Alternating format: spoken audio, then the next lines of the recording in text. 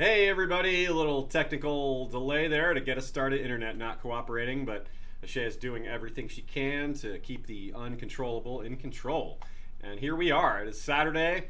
It is about a little over a day before the actual finale, and we've got our usual fun program prepared for you. Lots of predictions and theories. We've got our trailer analysis. And, it's funny that Game of Thrones has become particularly adept at being tricky with trailers. I think they've had a lot of practice at it, and they know how much we in the fandom look at them. And so they've gotten good at fooling us. They realize the need to be tricky with them. That's true. They realize the need. It's like they've upped their game. But what's funny here is that they, instead of trying to fool us, they've just kept it on the down low, right? Like, we've seen very little. This is one of the least revealing trailers. We always go through frame by frame and look for stuff, and there's just not much to be gleaned. It's really secretive. And what's funny about that, though, is that the first two scenes we ever see of this season from the first preseason trailer are from this final episode. The first two. The first trailer has Cersei walking in wearing her fur mantle with her footsteps echoing as she's walking into the room with a painted table or painted floor, and there it is. That's the first shot we ever see. The second shot we ever see is Grey Worm standing in front of the Unsullied Army, which is coming up in this episode. They're standing outside of King's Landing. So, double tricky, showing us yet not showing us. So, welcome back, everybody. I got Sean here on my right, Sean of House Beard. Sean and I are representing the same shirt. We had similar shirts last Monday. Now we're going full up the same. This is related to the GRRM box drawing, which we'll be getting to shortly. But in addition to Sean and Ashaya, we have special guest Lucifer Means Lightbringer. Hello there, LML. Hey guys, hey Aziz, hey Sean of House Beard. It's nice to be finally on with you. Yeah, right on. Yeah, we're making new combinations here. Sean and LML, you've never been on together, huh? No. That's cool. I was gonna go out to parties. Is gonna have new interactions with characters. We're gonna have new interactions with characters. I was gonna go out to Party City and get a fake beard, but it was a little too late. So. Oh well, we'll let you participate anyway. Fake it till you make it. You've got like 3 shades of beard. I've got the very short beard. Aziz has medium beard, and Sean has. And we have no beard off screen running production and chats and everything. Okay, so we'll start off as usual. We don't do many announcements during these predictions and theories episodes. We try to get to the material as quickly as possible, but we do have our GRM box drawing, which Shay is putting an image up on screen to show you. We have 2 new winners, and 2 more winners to yet be announced. So if you didn't win this time, never fear. You still have a chance. We still have a chance to get in there. Send an email to Westeros History Giveaway at gmail.com to be entered. You don't have to enter multiple times, even though we're doing a drawing here. If you've already entered, you stay entered. The next 2 winners are Didi Ade from Ohio and Megan Holmes from Nebraska. We have sent you emails, so if you didn't see them, well, maybe you're hearing it now, so respond and we will get you those things shipped out. That's where these shirts came from. Exactly, yes. Yeah. These shirts are in the GRM box. We're wearing the product today. It's a pretty cool shirt. Detailed maps of Rhode Island. You know what else is going to get shipped out? What's that? Danny and John. Oh, I see what you did there. Well, we have I was going to re-explain what a super chat is, and we have 2 sitting there already. Actually, 3, 2 from the same person. What you can do is you can send us a live donation and attach a question or shout out to it. You can see a $sign there in the comment box if you're watching live. And we are sharing our super chat revenue with LML today, so anything you send over will be spread around.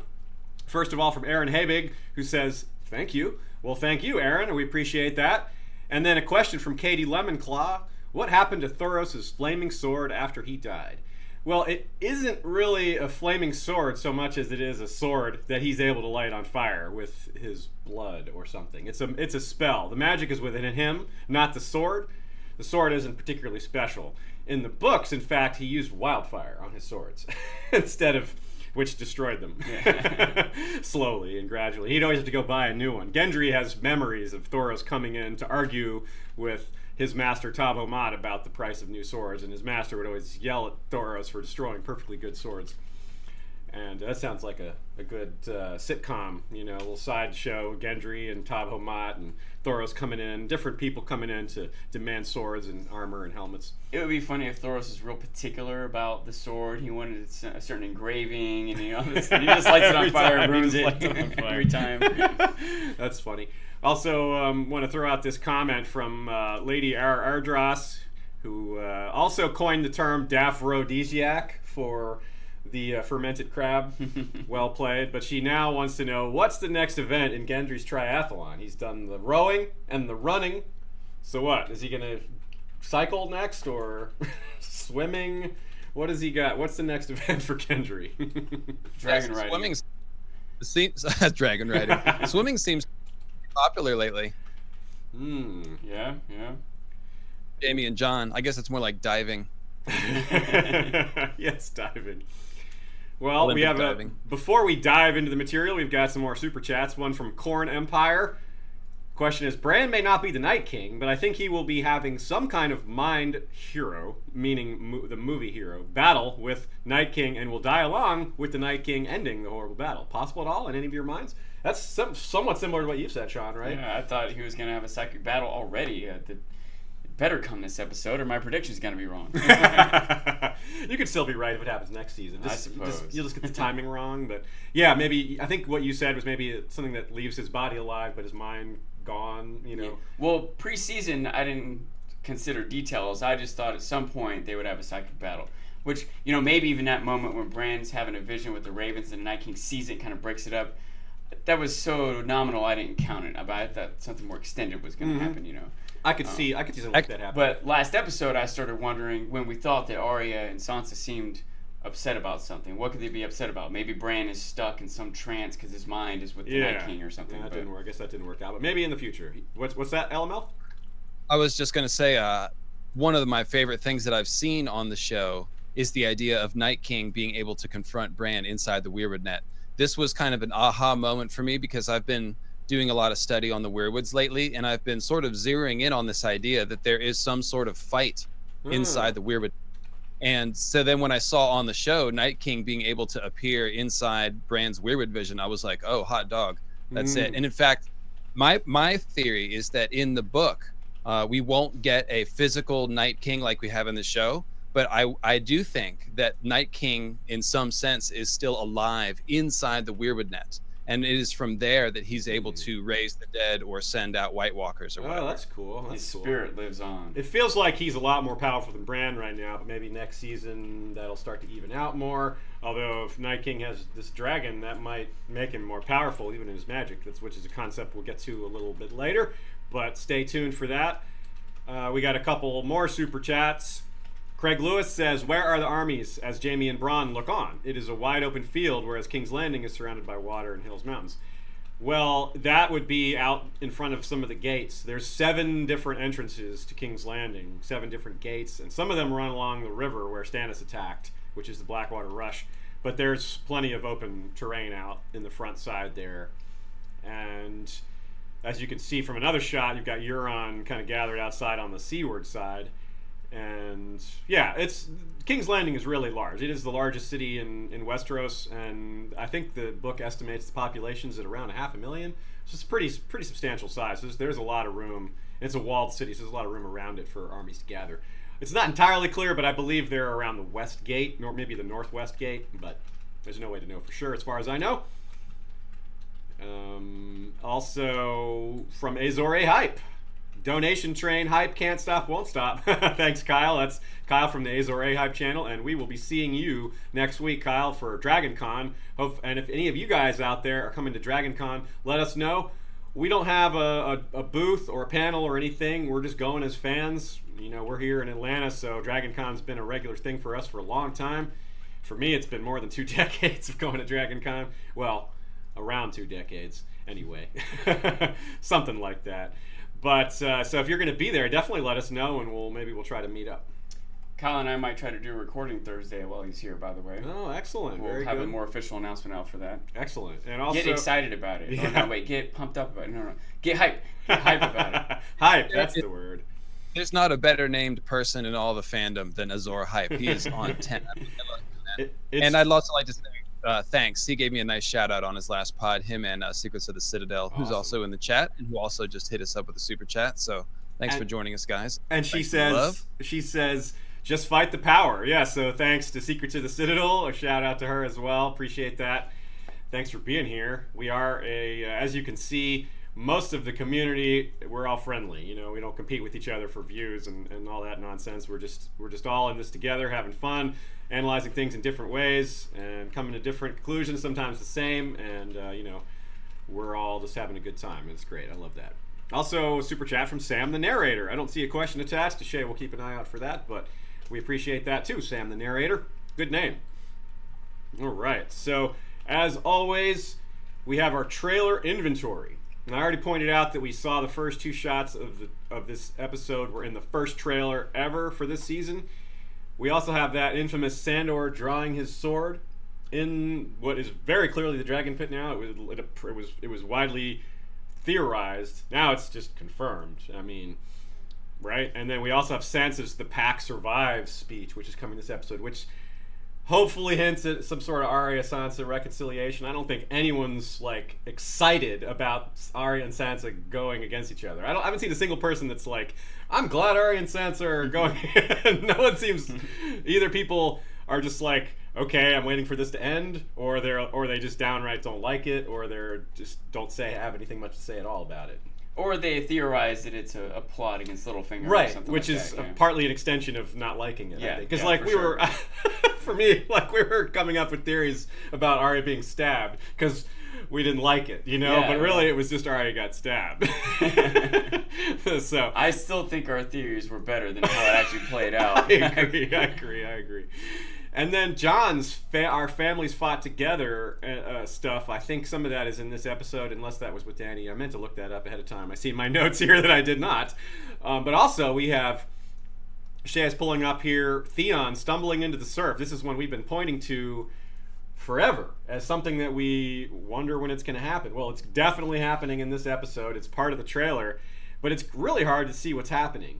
There's a related shot from the preseason trailer that shows you a wider angle on this, and it looks like different rock formations in Dragonstone. Now, that said, there are shots of Theon on Dragonstone this episode, so these may be related, but probably not. Now, you had an idea that maybe this is before the armistice. It seems unlikely, but possible, because we do see Theon on the ship going to Dragonstone. We see him walking into the dragon pit.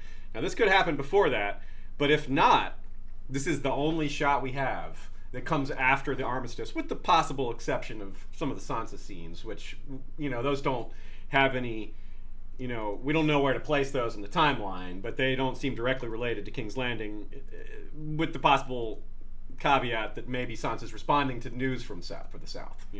I also had a little further thought than what I was talking about with you, and again, this isn't something I'm confident about in any way. I'm just trying to come up with something that maybe Theon uncovers a part of some ploy, right? Like, maybe if Theon has been off trying to rescue Yara while all this other stuff's been happening, as opposed to just sitting in Dragonstone waiting, and maybe he figures something out, that Euron's up to something or whatever, and he's going to come back and warn people so they're prepared. But maybe something does happen, stuff goes crazy, and Theon ends up out in the water post-meeting, So it's very curious. It's one of the things that really struck me as interesting because of how little they've revealed to us about this episode, how tight-lipped the trailers are. This was something that really stands out. But that said, there's still not a whole lot we can get from it. So let me run through the plot lines and locations that we're going to talk about today, and then we'll get into the specifics. And everybody will get a chance to weigh in. Y'all can fire off super chats and regular questions, and we've got a few questions that we have pulled from ahead of time that we'll get to mostly at the end, although there's a few of them that I've woven in because of how well they fit with the things we're going to be specifically talking about.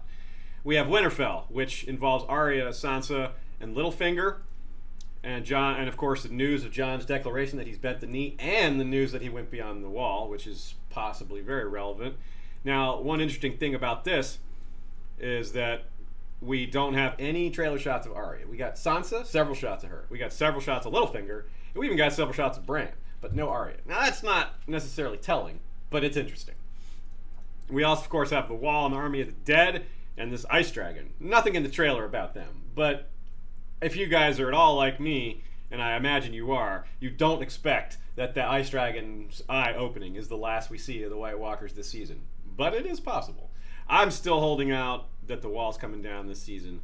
Of course, that has to be this next episode. So we definitely get some shots from Dragonstone, which probably come before the Armistice meeting, because Dragonstone's on the way, but it could be after. It could be. Sam and Gilly, I'm wondering if we'll see them. We may get some sort of follow-up. You know, are they going to be back this season? And if so, where are they going to turn up? That's something we're going to talk about. Melisandre said she's going to come back, so we have to wonder if that's this season or next. We'll talk about that. Of course, the Ironborn stuff that we talked about. Euron's fleet is there at King's Landing, but what is up with Theon and Yara? And then finally, King's Landing, which is just a huge topic. There's so much mystery, but there's also potential for so many reunions. And we also have, Jaime and Cersei, who have several scenes before the actual armistice. They're talking to each other and having some conversations, and we've got some trailer shots of that.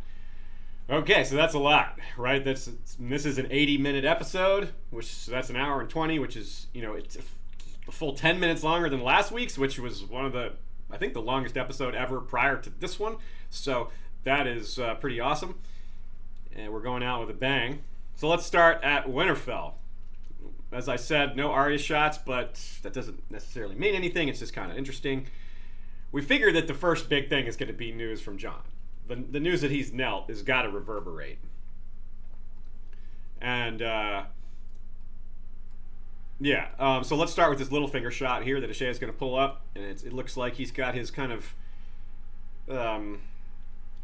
smirk that he always seems to have. He's got different versions of his smirk, but it's basically timeless. Yeah. What's interesting here is you can sort of see a guard kind of out of focus there in the front, which I think means this is the big hall, the great hall where they have all their big meetings with all the lords. So let's start off here. What do you guys think is going to happen here? But before you answer, let me point out what's interesting is that the Winterfell is still the last to learn everything right now. Yeah, that's true. The South knows about the dragons and the White Walkers more than they're going to see an example of a white before the North. They're really in the dark about a lot right here, but this Jon news is still going to have an impact. So, LML, let's start with you. What is your take on what you think is going to happen? How are they going to react to the news that Jon bent the knee?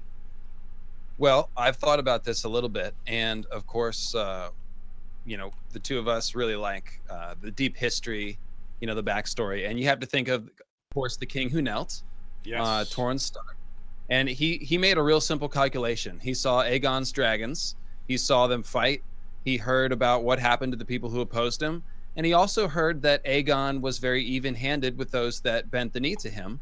And he made a smart decision, and he said, well, you have dragons and I don't really want to sacrifice my people. And you got to remember the North is thinly populated. They don't have people to just feed into a meat grinder at the field of fire. And so he made the smart decision and he knelt. And Jon didn't even kneel upon first sight of the dragons. He held out for a while until he saw that Daenerys Targaryen was somebody of high character that he was willing to follow. And once she flew in and was willing to put herself and her dragons on the line for him and for the North, and then committed to fighting the White Walkers, it makes 100% sense for him to kneel at that point. And I don't think it'll be hard for him to say that in a speech, although Jon is, of course, very short on words sometimes. Yeah, so. And he's not there, and things could happen before he has a chance to deliver that speech. Right. So I love that you brought up the history here, because when Torrhen Stark kneeled, there was a lot of people that were very upset with him for doing that. There was a sellsword company that formed and went off to Essos. I believe it was called the Company of the Rose, and there were people who were upset with this kneeling and didn't want to be a part of it anymore. They didn't rebel, but they left. So, Sean, what's your take on this? What do you think Sansa might do, or Littlefinger might do, or in general? I think I'm a little more pessimistic in general about how things pan out at Winterfell. I don't think that we're going to end this season with Sansa and Arya hugging and making up and everything being fine. I think that I tell you one thing that I think would get the North on board, if you will, is if Dany showed up. If she just showed up with the dragons. If they could just see, in the same way that Dany, even if she accepts and believes Jon, okay, there's really a zombie army. Okay, fine, you're not lying, I believe you.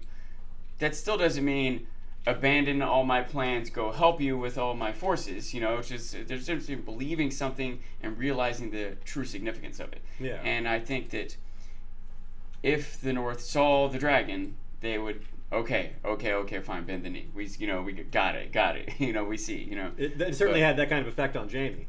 Right. Of course, that was seeing it fight, but still. Yeah. So I don't know how likely this is to happen, but it seems like it would be a good move for Dany to just visit the North, fly Jon up there on the dragon, hop off. Hey everyone, I bent the knee. I think you can see why. Yes. But if that doesn't happen, bringing the dragons to Winterfell, that pretty much will make the argument, I think. Yeah, but if that doesn't happen, if they just get word of this, I think that will increase the rift between Sansa and Arya. I think that the lords more than ever will want to be committed to Sansa as opposed to Jon, and it's not crazy for them to want that, and it's not due to Sansa's manipulation, it's due to Jon's poor leadership, But whatever the reason is, Arya will still be upset by it, and she's already upset. So I don't necessarily think that means, and so she assassinates Sansa. I don't think that. But she might just leave. She might be like, I'm out of here. I don't buy this. Or she might I'm gonna go find Jon. or right. She might make a speech. She might stand up in front of everyone and say, "You lords, this and that. I can't believe I'm leaving, and any true Northerners will come with me." And then we have a rift where some of them leave with Arya and some stay, and et cetera, et cetera. Shay's gonna pull up this shot of Sansa wearing her hood. Now, when this plays out in motion, she kind of takes a long blink. And you also see a shot of her, which I think is connected to this image, of her walking across the battlements that are covered in snow. And it's kind of dusky, although not quite nightfall. Maybe it's just gray because it's so dark in the snow and everything. But it felt like it was at least evening or starting to become dark. And she's by herself. To me, it says that she's making a difficult decision. She's pensive. That's kind of what I'm getting out of this. And since there's nobody else around to talk to, you can quite clearly see there's nobody near her at all, that she's by herself. Now, someone could walk up and start talking to her pretty easily. I mean, again, these trailers fool us all the time. But how do you rectify, Sean, the idea that there will be this rift between them if we have Sansa repeating the pack survives line? How do those two things work together? Because to me, that's a big important, this really hints at maybe some sort of positive resolution. Obviously, again, it could be a trailer trick, but... Yeah, I think it's possible that she says this to Arya, but Arya doesn't heed the warning. Okay. Yeah, okay. I can see that. Yeah, she says, well, no, you're the one who's outside of the pack right now, Sansa. She might even be saying it to someone other than... I don't know how to say it. The tone, the volume of her voice doesn't sound like she's making it as a speech to everyone. No, I agree. It was conversational, not said loud. But it might be being said to 2 or 3 lords in private, to Lyanna and Royce. Sure. Yeah. Okay. All right. So I'm gonna put you guys to the test here. LML, first off, you're gonna go first. Does Littlefinger survive this next episode or not? I'd say Littlefinger's days are done. Now, Sean, earlier in the season, you thought he would survive the season. Do you still feel that way? I still think he does. Okay, he cool. Survives. I think he might be exiled from Winterfell. I'm not sure. I think at the end of this episode, which is the same as the end of this season, Sansa and Littlefinger are still in Winterfell. Arya is not. Okay. So LML, who's gonna take out Littlefinger by your guess? You think it's Arya herself? Or? I really think it has to be Sansa. Like the whole Littlefinger is basically a foil to Sansa at this point. And so whether it's her doing the deed or her commanding that it be done, I'd like to see her have that agency. But that doesn't need to happen. Maybe it'll happen all twisted and messed up, and maybe it will be Arya. I also want to say that I don't feel strongly about that. I'm just sort of taking a guess. He very well could survive, but again, I think he's just a foil to Sansa. So really, how much more use can you get out of him? I'm not really sure. I feel like he's probably... I'm on the side of him dying, but I'm also like you. I don't feel super confident in it, but I'm reasonably confident. I'll say 75%, something like that. We shall see. Continuing at Winterfell, we have Brienne. So, if you guys are at all like me, Ashay is pulling up this still of him sitting by the fire, which is a little bit interesting. He's not by a weirwood tree, and it slightly dampens my excitement for what I expect from him, which is a flashback. We have not had a Bran flashback this whole season. And that has been a slight disappointment, but they could absolutely make up for that by giving us something juicy this episode. And there hasn't been a lot of Bran at all this season, really. I mean, he's done some very important things, but mostly he's been sitting on the sidelines, occasionally jumping in for something, you know. And if they have a flashback, I really feel like some more R plus L equals J stuff is likely, because as I've seen throughout this season, a lot of casual fans still don't know what the deal is. Even though it's HBO has put it in the family tree. It says Rhaegar Targaryen and Lyanna Stark equals Jon Snow on the HBO family tree. A lot of people have gotten that it's Lyanna, right? That part is clearer. But the Rhaegar part is still not as clear. And even a lot of people don't even get the Lyanna part. So I think the showrunners know that. Because this is, as much as we like to criticize them accurately and fairly, we criticize them. One of the reasons we criticize them so often is because they're aiming towards this wider audience. That is where the most of the money is. That's where all the views are. So if we're considering that that's how they're calibrated, and we realize that this isn't fully explained to that wider audience, it feels like a really good prediction, but still, it might be hopeful. Do you guys, Sean, you go ahead. Do you think this is likely, and if not, what else might we see in a Bran flashback? Well, to what you were saying there, I agree. I feel like there's a lot of people I know that watch the show and love the show, but haven't pieced some of the puzzle pieces together. And a lot of times, they'll come at me like, wait, Dany and Jon are cousins? It's like occurring to them that the relatives will like, well, they are related, but not actual cousins. Let me explain. Some people think they're brother and sister. Like right, yeah. There's all sorts of miscommunication. And if you keep in mind that Rhaegar's never been on screen, and in 7 seasons, his name's probably only been spoken like less than 10 times. And they're characters that are on screen, central characters that people sometimes can't remember. You know what I mean? There's a lot of characters, there's a lot of moving pieces. And unless you're watching it 2 times and watching a podcast and taking notes, you probably just don't randomly put all this together. It takes a certain amount of effort. And this is big enough audience, and a lot of the audience came from book readers who were piecing this together for years. But there's still a lot of people in the audience who haven't been piecing this together for years. They're just watching a show like they watch a show on TV, not occurring to them that there are some of these mysteries to be even unwoven. So I do feel like scenes that might seem like pandering to us, like, oh look, Rhaegar was actually annulled and remarried, and we're like, yeah, all right, But there's some people that might be more significant to. There's some people who might not even understand the significance of that line. I think a lot of people, that line just went right over their heads. Exactly. Yeah. So, Secrets of the Citadel was just piping up and saying she's got friends that don't know who Rhaegar is at all. Yeah, see, that just proves the point. Yeah, so the show needs to explain this more. And it is difficult for them to be appealing to all these different levels of audience attention. And one way or the other, I feel like they should be giving us a Bran flashback, because the people who are like digging in and trying to figure these puzzles out, we're excited for it. The people who aren't are either confused or missing out on a huge slice of intrigue. So I do think they should do this. It seems like they are doing this type of thing a lot. I'm only suspicious because they haven't done it yet. It's been every season. Right. I expect every episode. I expect it to happen, and it doesn't. So I still expected this episode, but with less certainty than in the past. LML, what about you? Do you think maybe we'll get, say, the Tournament of Harrenhal, or just maybe Rhaegar talking to Lyanna about the prince that was promised, or something like that? What's your take? I kind of feel like a conversation between Rhaegar and Lyanna would serve the purposes better. But because it depends on if they want to answer the question of why did Rhaegar and Lyanna do what they did. Like they could just show us that Rhaegar is the dad, and they could do that with the tourney. Like you could just sort of see Rhaegar and Lyanna looking at each other, and you could be like, oh, okay, that's how that worked. But if they show a conversation talking about the prince that was promised or something, then they'll be closer to telling us what Rhaegar's motivation was. So let's hope for the second one, but we'll have to see. I see Ashea has pointed out in the chat that there are a lot of people in the fandom that still think Daenerys' name is Khaleesi.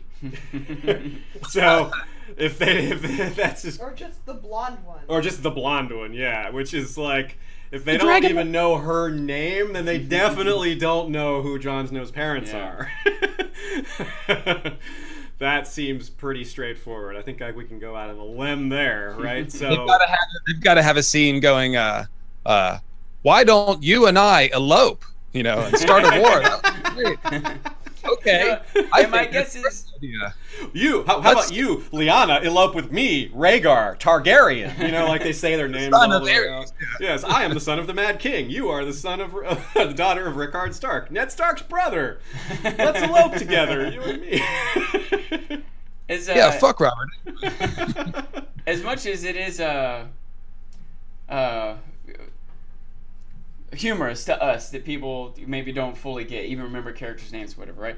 But how many people out there, honestly, read the book one time, read the first book one time, and at the end of it realized, oh, they must be da-da-da. You know what I mean? Like I missed it totally. Right, My so, first read through, Jon Snow mystery went right over my head. Yeah. I knew nothing. And I had already seen the first season when I started reading the first book, so even things like, you know, who the Lannister kids were, the Baratheon / Lannister kids were, I don't know if I would have realized that until the moment it was revealed in the book, if I wasn't already aware of it. So it's one of those things that once you're pointed in the right direction on it, it's like, oh. But if you don't catch any of those clues, you could easily have it all go past. Yeah, it's not stupid to have not caught these things.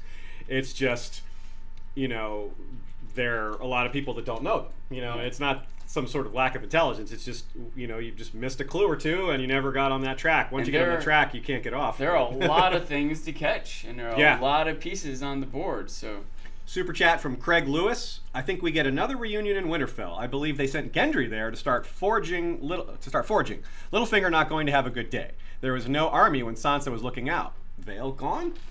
Yeah, well, the Vale army isn't that big. I mean, there was like 2,000, 3,000 knights, so that could be elsewhere, and I don't think they'd be sitting outside in the snow anyway. I like this idea of Gendry going to Winterfell. We did talk about that last time, especially because that was what Davos said to Jon in the first place. That's what Gendry was going to be doing. He's going to go to Winterfell and be a fort. Clovis, the blacksmith.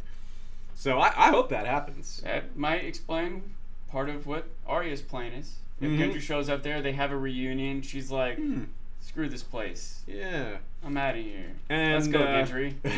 And Gendry... Hey, yeah. Real quick, before we go into this, I'm sorry, I'm like about a minute behind, but I've got the his is the Song of Ice and Fire quote. I think it'd be really nice to read it for the maybe the show only watchers. Sure, let's do that. Yeah, go for it. This is from the House of the Undying, and this is Dany seeing a series of visions. It says, finally a great pair of bronze doors appeared to her left, grander than the rest. They swung open as she neared, and she had to stoop and look. Beyond them loomed a cavernous stone hall, the largest she had ever seen. The skulls of dead dragons. Okay, I'm sorry, I started a little too early. So that's the Mad King. Then she says, okay, here we go. Dany moved on. Viserys, her first thought, the next time she paused, but a second glance told her otherwise. The man had her brother's hair, but he was taller, and his eyes were a dark indigo rather than lilac. Aegon, he said to a woman nursing a newborn babe in a great wooden bed. What better name for a king? Will you make a song for him? The woman asked. He has a song. The man replied. He is the prince that was promised, and his is the song of ice and fire. Booyah. He looked up when he said it, and his eyes met Dany's. And so he's talking about his first son, Aegon, that he had with Elia in this scene. I think most people think. But I think we all interpret that he eventually figured out that actually he needed to make another child, then that would be the prince that was promised, which will actually be Jon. Right. So we could see something like that. Yes, they can. This one didn't work for Rhaegar, did it? But it might work out for his descendant. He kept trying, though. He didn't give up. That's the main thing. Kept plugging away. We have two more super chats. One from Aaron Habig saying, thanks again. Hype and love. Ooh, hype and love. Like light and love. That's great. I like that. Well, thank you very much, Aaron. You're very good to us. Also from Perry in Mexico, just a thanks. Well, thank you, Perry. That's really awesome of you to do that. We're very happy to have you here and happy to be chatting about the finale. So I love that you pulled that quote, LML. That's really good fuel for the visions that Bran might be having. Fire, which is cool because he's sitting by the fire, so that fits well. I wish he was sitting by the weirwood because that would be more clear that he's having visions. But he can have visions away from the weirwood, and he can have multiple scenes. But if he's not having a vision by the fire, then I wonder what that scene's about. You know, like just having a conversation with him, maybe getting his thoughts on Jon. You know. So you remind me of a subtle thought that I've had several times this season. they've used fire, or just in a past episode or in the preview for this next one, they've used fire in a scene kind of prominently. That opening shot last episode that's kind of panning the painted table toward the north with the fireplace in the background. There was a scene where they cut, pretty sure they cut from Jon to Dany and Tyrion talking, but the cut was to the fireplace and then backed out, and we see them talking in front of it. And I think one thing they're doing there is showing us where fire is, like showing us that these characters that represent fire, they're adding to that. But it's also, it's winter, it's cold, and they're in front of fireplaces. There's an element of realism here that is, physically they would be cold and they would be in fireplaces. It's part of winter, they're dressing differently, et cetera, et cetera. Sean, I was meant to say Sansa. Sansa in that shot is walking on the battlements and there's just snow piled up. It's definitely, you're right, it's more the onset of winter. And as the Night King draws closer to the wall, or perhaps crosses it this episode, that might be, the walkers bring winter with them, etc. See another super chat from Perry down. Thank you very much for that. I don't see a question attached, but we appreciate that. I see a lot of people commenting Perry is a boss. That's right. That's right. We interacted on Twitter for the first time today. Perry is a lady, not a man. Oh. Yes, the Perry is a, it's hard to tell. That name can go either way. So it's one of those names. Well, thank you very much for that, Perry. We appreciate it. So let's see here. Let's move on. Let's go to Dragonstone, which we're pretty sure, but not 100% sure, that these scenes are going to happen before the armistice talk. For one thing, this is on the way to King's Landing. If they're sailing from the north to King's Landing, Dragonstone isn't even out of the way. It's literally on the way. It would make sense that they'd stop off there. Maybe people get dropped off, other people get picked up. Certainly other people get picked up, that's for sure, because we see Melisandre at the, in the group of people that show up at King's Landing. And Melisandre wasn't, in the north. So they'd have to stop off and pick her off. So the only possibility is that there's multiple scenes before and after at Dragonstone. But since we can't assume that there's any Dragonstone scenes after, it's a safer guess that they come before. But we don't know for sure. And one thing that's slightly interesting to me here, I think this is maybe a bit of a stretch, but worth considering, is that, remember last season how they did this? At the end of the Bran's vision of the Tower of Joy, they focused on the baby's eyes, and then they did a fade to Jon's face to kind of give a visual clue that this baby is Jon. And that was in the finale, and it was a fade from a Bran vision to real time. Remember that Bran is sitting by the fire.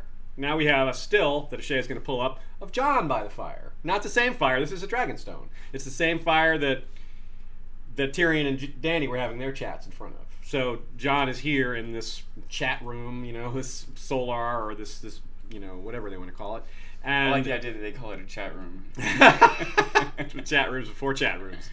And so I wonder, there's probably some discussion about strategy here, or what they're going to say to Cersei, or maybe they're trying to convince Daenerys not to go. Maybe they say, Dany, stay here, I'll be your representative, something like that. Because that's a thing that's got me thinking. All these trailer shots, Arya not being in any of the Winterfell scenes is maybe something, but Dany not being seen in any of these King's Landing scenes is more telling. Even though it might just be she's going to make a late entrance, fly in on her dragon, like it'd easily be that. But what if she just were to circle the city overhead with her dragons to sort of just make the point? Yeah, that's I could definitely see that. To like a show of intimidation, a show of power, I could absolutely 100% see that. In fact, we have that shot from Bran's vision from way back where he sees the dragon shadow over King's Landing. Now, that could be Dany. It could be... That could be the Night King. Yeah. That could be the Night King. I don't think it could be the Night King because it's daylight and there's no snow. And I don't think the others are going to come that far south until the sun is off. I agree. We haven't seen them in sunlight. It could be him on his own, just on a scouting mission or a show of force. It could be. That's really far south, but I think what LML is saying is we've never seen them. They seem limited by not being able to leave winter itself. But if the dragon amplifies his power... Yeah, it's possible. It's possible. I'm not saying it's not possible, but you can see why we're very down on the idea. Because it would be... I'm not saying it's likely, but I have to wonder. Yeah, absolutely. It could also be much later. It could also be like... In the books... In the books, the others are like vampires. They can't come out during the day at all. So, and it seems like the show is mostly following that. It also explains why the walkers have moved so slowly. They're waiting for the real onset of winter. They've showed up in the beginning of season 1 in the very first scene, and they're just now getting to the wall, which implies that the weather is a limitation, or that they're waiting. Whatever. There's other implications. They could just wait for the Seven Kingdoms to tear itself apart.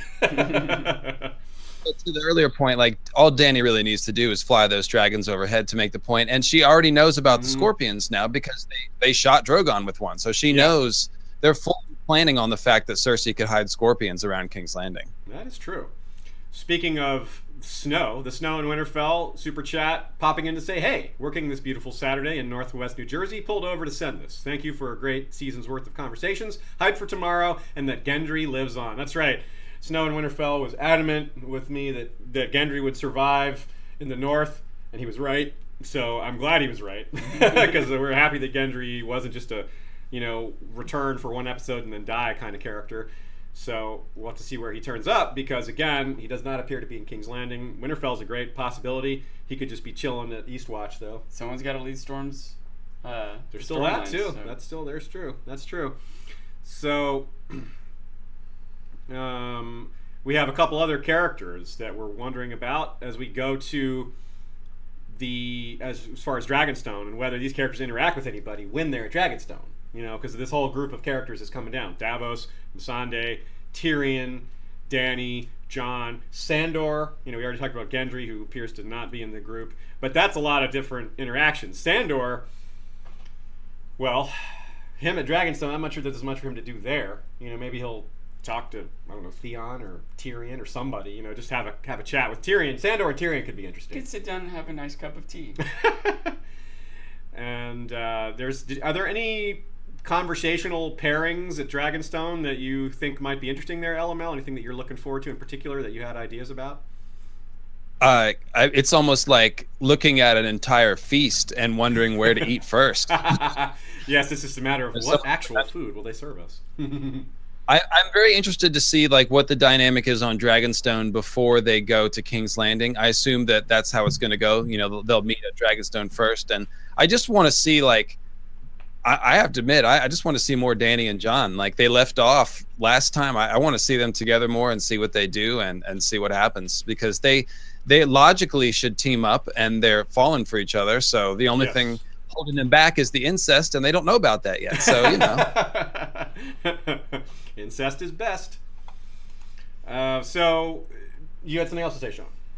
Just thinking about the idea what might happen on Dragonstone, and whether or not it's before or after the meeting at King's Landing. It just leads me to think about, in general, where do we think this episode is going to end? Do you think that they're all going to go meet at King's Landing, air their grievances, shake hands and be cool, and go back home and have a nice cup of tea with Sandor? You know what I mean? What do we think is going to come out of this meeting? It's probably not all going to be happy and fine, And if it is, the end of the episode, end of the season, everything's happy and fine. You know what I mean? Yeah, I just don't see no that. Way. Something's got to happen. It could end with the wall coming down or something. That's my popular choice anyway. But I one thought is that the meeting is early in the episode, and everyone seems to be on the same page. But then they part ways and then start conniving or discover new information. New drama starts to unfold. Or it could be that it's toward the end that the meeting happens, and that the meeting ends in some sort of dramatic event. Dany flies in with a dragon, Cersei seizes someone, whatever it is, the Night King shows up, something. I'm not sure which is going to be, but I think it's possible. I think the default is that they convene at Dragonstone, then head to King's Landing. But it's possible they have the meeting at King's Landing and then go their separate ways, and at Dragonstone find out Sansa's lost control of Winterfell, or the walls come down, or something like that, A couple more super chats here. One from Sinking Ships. Always loved Cersei/Tyrion scenes. Historically, a lot of one-uppance until someone throws a slap or a cup of wine. What will that dynamic be like in a diplomatic setting? Thanks for awesome content. Yeah, I almost feel like it would have been smarter for them to not bring Tyrion, to not bring anything that would agitate Cersei, because they need her to cooperate, and they can't count on her to be reasonable. Maybe she will be, but they can't count on that. And so bringing Tyrion, the person she hates most in the world, as like a chief negotiator, chief part of this. I think that might be a diplomatic error. It may, and I do think that it may have her on edge a little bit because she's, she hates him so much. She's a little irrational about it. I largely agree with you, but it seems like if they do convince Dany to not go, Tyrion has to go. Yeah. You can't have Dany and Tyrion not go, right? Yeah, I guess, yeah. So you get the hand. So the fact that Tyrion is there makes me believe even more that maybe Dany doesn't go. That's a good point. And we do know that Jon does a lot of the speaking, if not the majority of the speaking too. So like in the trailer shot, Jon is speaking almost certainly to Cersei, and Tyrion, we have no lines from him, so he might just be standing there, which would help. Yeah. Definitely having Tyrion deliver the dialogue would probably not go great for them. All right, several more super chats here. From Perry again. Thanks, Perry. Do you think there will be an actual betrayal with violence in the Dragon Pit next episode? See, the Sandor drawing his sword is something, it could be another one of those trailer tricks where he's just sees his brother and is like, or they're just, being alpha and a little bit of dick measuring, or just someone makes a move, but it's not like, it's just threatening but not outright aggressive. I think he's going to demonstrate that the zombie's a zombie. He's Okay. going to let the zombie out of the box. Sam's going to take his sword. He's going to run at him. He's going to chop its arm off, and it's going to get up and run at him again. He's going to chop its leg off. He's going to writhe around on the ground. He's going to stab in the heart, and he's still going to writhe around on the ground. You see, everyone? You all know the Hound. I like that badass theory. Warrior. He can't kill this Dude, zombie. I'm ready to make Sean the director. Come on, man. Let me start a petition. His ideas are great. I saw a funny meme too on Twitter that was like, Jon, and Dany talking like, we need to find a zombie to show Cersei, and then the other picture is just the mountain. Yeah. It was like, yeah, we know about that. Super chat from Phyllis Ashley. Can't stay for the rest of the live stream, but cheers to History of Westeros and LML and the work you all do. Hopefully, I'll see you at DragonCon. Oh, that's awesome, Phyllis. Yeah, hopefully we do see you at DragonCon. There'll be a crowd of us. Hopefully you'll recognize us from a distance. DragonCon is crazy. There'll probably be 80,000 people or more this year. There were 77,000 last year, and it's grown about every year. So might be hard to pick people out of a crowd, but it's a long weekend, so We'll have to find some way to come up with meeting points, or we'll have to wear red bandanas or something to identify each other. History of Westeros banner, just carry it around. Yeah. Also from Aliyah Tejeda, thank you for this. Do you feel it is in Cersei's best interest to agree to the armistice, or will she try to attack? I don't think she'll try to attack, though she might pull some kind of maneuver. Like one of the ideas that I think is on the table is that she tries to kidnap Daenerys, which, that's a threat of violence, but it's mostly like a maneuver that you grab her and then you hold everybody off. You don't actually necessarily maybe kill more than a few guards.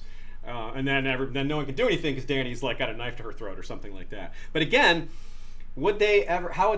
It doesn't seem like they would let Dany get close to anyone. Like they would always like the Dothraki are there. Like there's several Dothraki there. They would stand in front of her, and So I think maybe she'll agree to the armistice in order to buy even more time and then pull a move. That's certainly an option as well. Maybe they try to seize Tyrion, and Dany has to let that go, or. Seizing Dany might, on one hand, nullify the dragons, but the dragons are wild card. The dragons might just kill everyone. I don't know. I let me tell you what I think. A thing that I can think of that kind of makes sense. Write the ending, Beard. Come on. Well, this isn't necessarily for the ending, but maybe.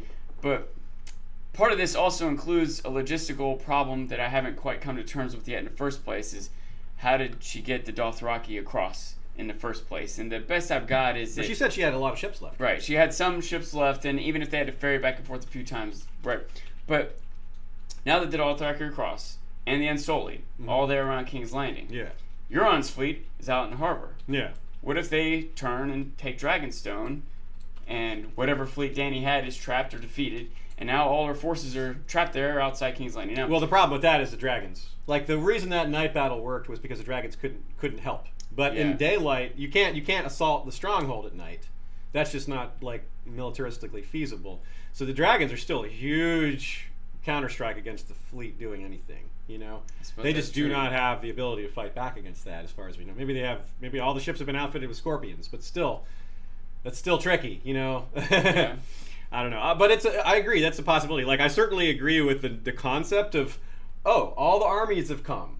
So that means everything's open. That was something that Jamie even mentioned earlier this season, Yeah. like go where the enemy isn't. You know, like I learned my mistake at the Whispering Wood. Attack where the enemy isn't. But the problem with that is, like, what else is there besides Dragonstone to go after? And Right. if Dany's not even there, then what's the point? Like, taking Dragonstone isn't even that big a deal. It's like Caster Dragon. Like, okay, go ahead, take it. We've got other Yeah, places to yeah. go. It's not like she has her kids there or something, or her, Melisandre's not even there, Yeah. So that's the problem with that theory, is where else would they strike? Winterfell? Like, that seems kind of militaristically odd that she could sneak an army up there while this is happening, And how much would Dany care about that? We happen to know Dany might care about it, but from a perspective, Does she even have an army capable of doing that right now? Are our mercenaries there? As far as we know, they're not. They might be on their way. They might be coming later. Well, I do like your Tyrion idea, though, by the way. The idea that Cersei says, okay, I'll agree to the armistice, but you have to give me Tyrion. That's my price. Give me Tyrion or give me Sandor or something like that. Yeah. She's like, I get this guy, and I'll agree to you. And that would be really hard to say no. Like, this is humanity. They're talking about what's Tyrion's life in face that. Yeah. Cersei might realize that she can get away with that in a bargaining situation. if Jon, others are willing to risk their lives, if he's willing to bend the knee, like, maybe you could argue Tyrion himself should be willing to give his life for this Yeah. greater cause, What do you think about all this, LML? We haven't let you weigh in yet on this. I don't think they bit. can hear you guys. Oh, What's they're back. You're back. Oh. The internet just keeps going out. Oh. Yeah, I'm seeing some. Just was It's for like happened 5 twice seconds. now. It's happened twice. Okay, now. There's so, nothing we can do. No, people are saying it's not back. Refresh, everyone. That's right. People are saying it's back, so let's just It's not back. distract Go ahead. with that. Yeah. So, we've been sort of talking about this all episode, or you guys have, as far as like what's going to happen at the end.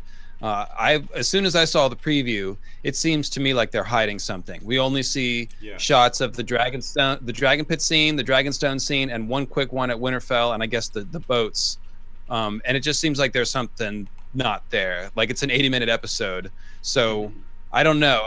Here's my prediction. Okay, so what I think they might do is they'll build up the tension in the Dragon Pit scene. Everyone's going to be talking. It'll get tense. Maybe someone will draw a sword. Maybe we'll get Clegane Bowl, but it doesn't actually resolve anything. And then they'll use the onset of the long night, which of course I hope for an eclipse to start that one.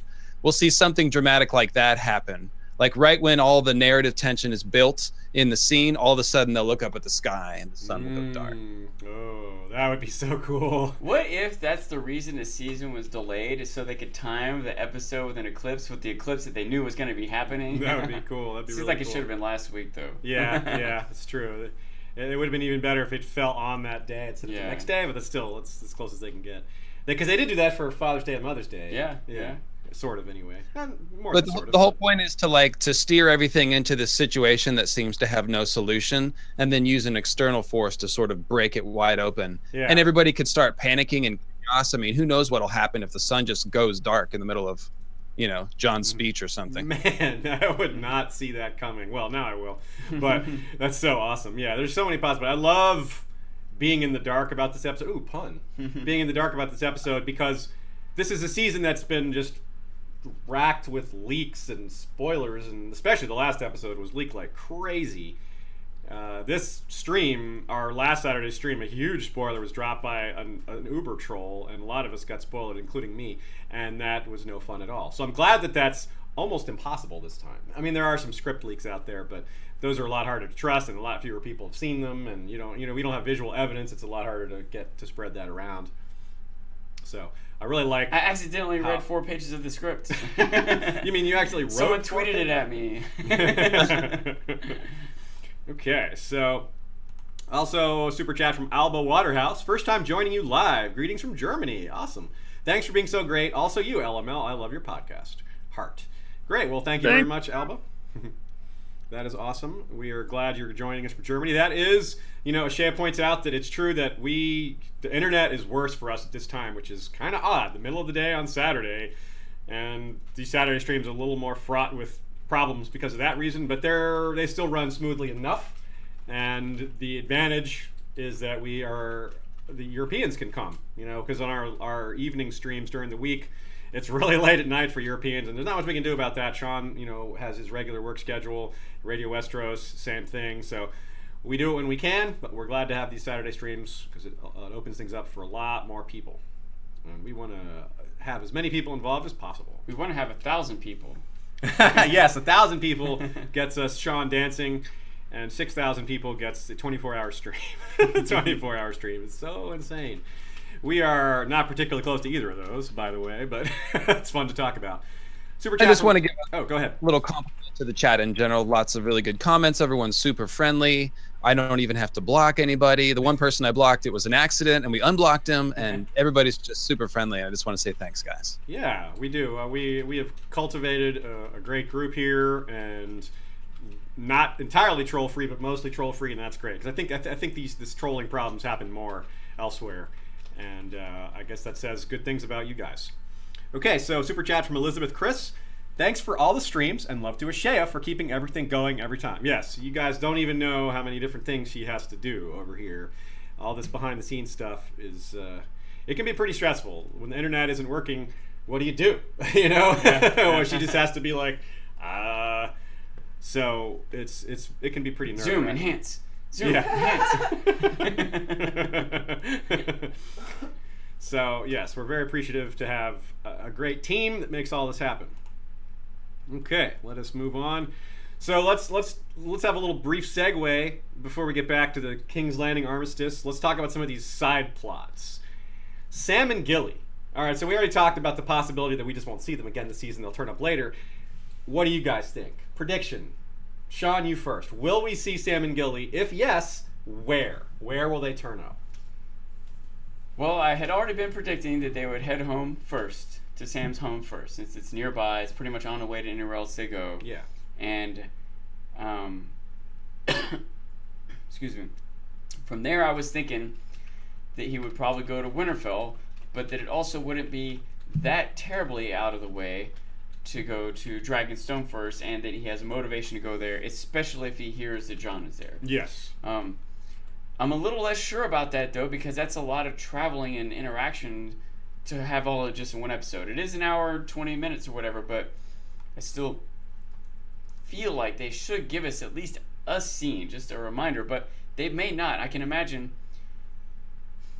It seems like several storylines ended earlier in this season, you know? Yeah. And it seems weird to pick them back up on the last episode. So maybe they just give us an image to let them know where they are, where they're headed, but I don't expect to see very much. That's my thought is we won't see very much, if anything. Okay. So what about you, LML? What's your prediction for Sam and Gilly? Gilly is going to walk out in the middle of the dragon pit and declare Jon's parentage and settle everything. He'll be like, everyone be quiet. I'm just a wildling, but let me tell you about Ragger. Ragger. Good old Ragger. He had an ailment, and yeah, I don't know. I love Sam and Gilly. I have no idea what they're gonna do with him though. All I have is jokes. She wants to see the destroyed sept. She wants to make sure there aren't any windows left. Yeah. I am being told that synchronization not set to the vocal speed like old kung fu movie. We're well aware. There's nothing we can do about For your that. comment. It'll just happen if we have guests. It does. Now, Yes. It is an internet thing. Not much we can do about it. So yeah, so my personal prediction here is that we will see them turn up somewhere, and Winterfell is fairly likely. I like the idea of Hornhill because, you know, they can maybe have some resolution there, but I kind of feel like they're going to rush past that because there's little time. And I also agree with you that if we see Sam and Gilly, it'll just be once. They're not going to see them at 2 locations. That seems a bit much considering how little screen time they get in general. But maybe they show up at, Dragonstone's another possibility, I guess. There is a chance that we get some awkward interaction where it's realized, you know, Sam realizes Dany killed his brother, and Dany realizes, oh, you saved Jorah, and I killed your brother, you know, like maybe some remorse comes, some reevaluation. But again, and I would love to see that. I just don't know if they're going to find time for that. Okay, yeah, I kind of agree. Okay, so let's move on to Melisandre. She said that she will be coming back, and she said that she's going to die in this strange country. Now, having both of those things happen in this episode seems unlikely, and of course she has to return before she can die. So, do you guys think that she comes back this season or next? Start with you, LML, since we started with Sean last time. I would say next season. Okay. What about you, Sean? Similar to how I feel about Sam and Gilly, that they don't have enough time to commit to it the next season. However, I wonder if it's connected to Arya. If I'm right about Arya not staying in Winterfell, maybe she crosses paths with Melisandre somehow. Again, seems like a lot for Melisandre to not just come back from Essos, to be somewhere, but to come back having done whatever she meant to do over there and get to Winterfell and have Arya leave Winterfell and meet with her. They couldn't do much. If they do meet, there's not a lot of time for whatever meeting happens. Even for the fast pace of this season, that's a bit much, But maybe it would make sense for Melisandre to re-meet. Oh, no, she can't re-meet with Therosis. She could re-meet with Beric, I guess. But I'm with you guys. I think that's next season, so we pretty much all agree on that. What about her prediction for Varys dying, though? That could happen this season. I feel like that's coming later, too. But it's got to be on the table. We got to at least consider it, at least for a minute.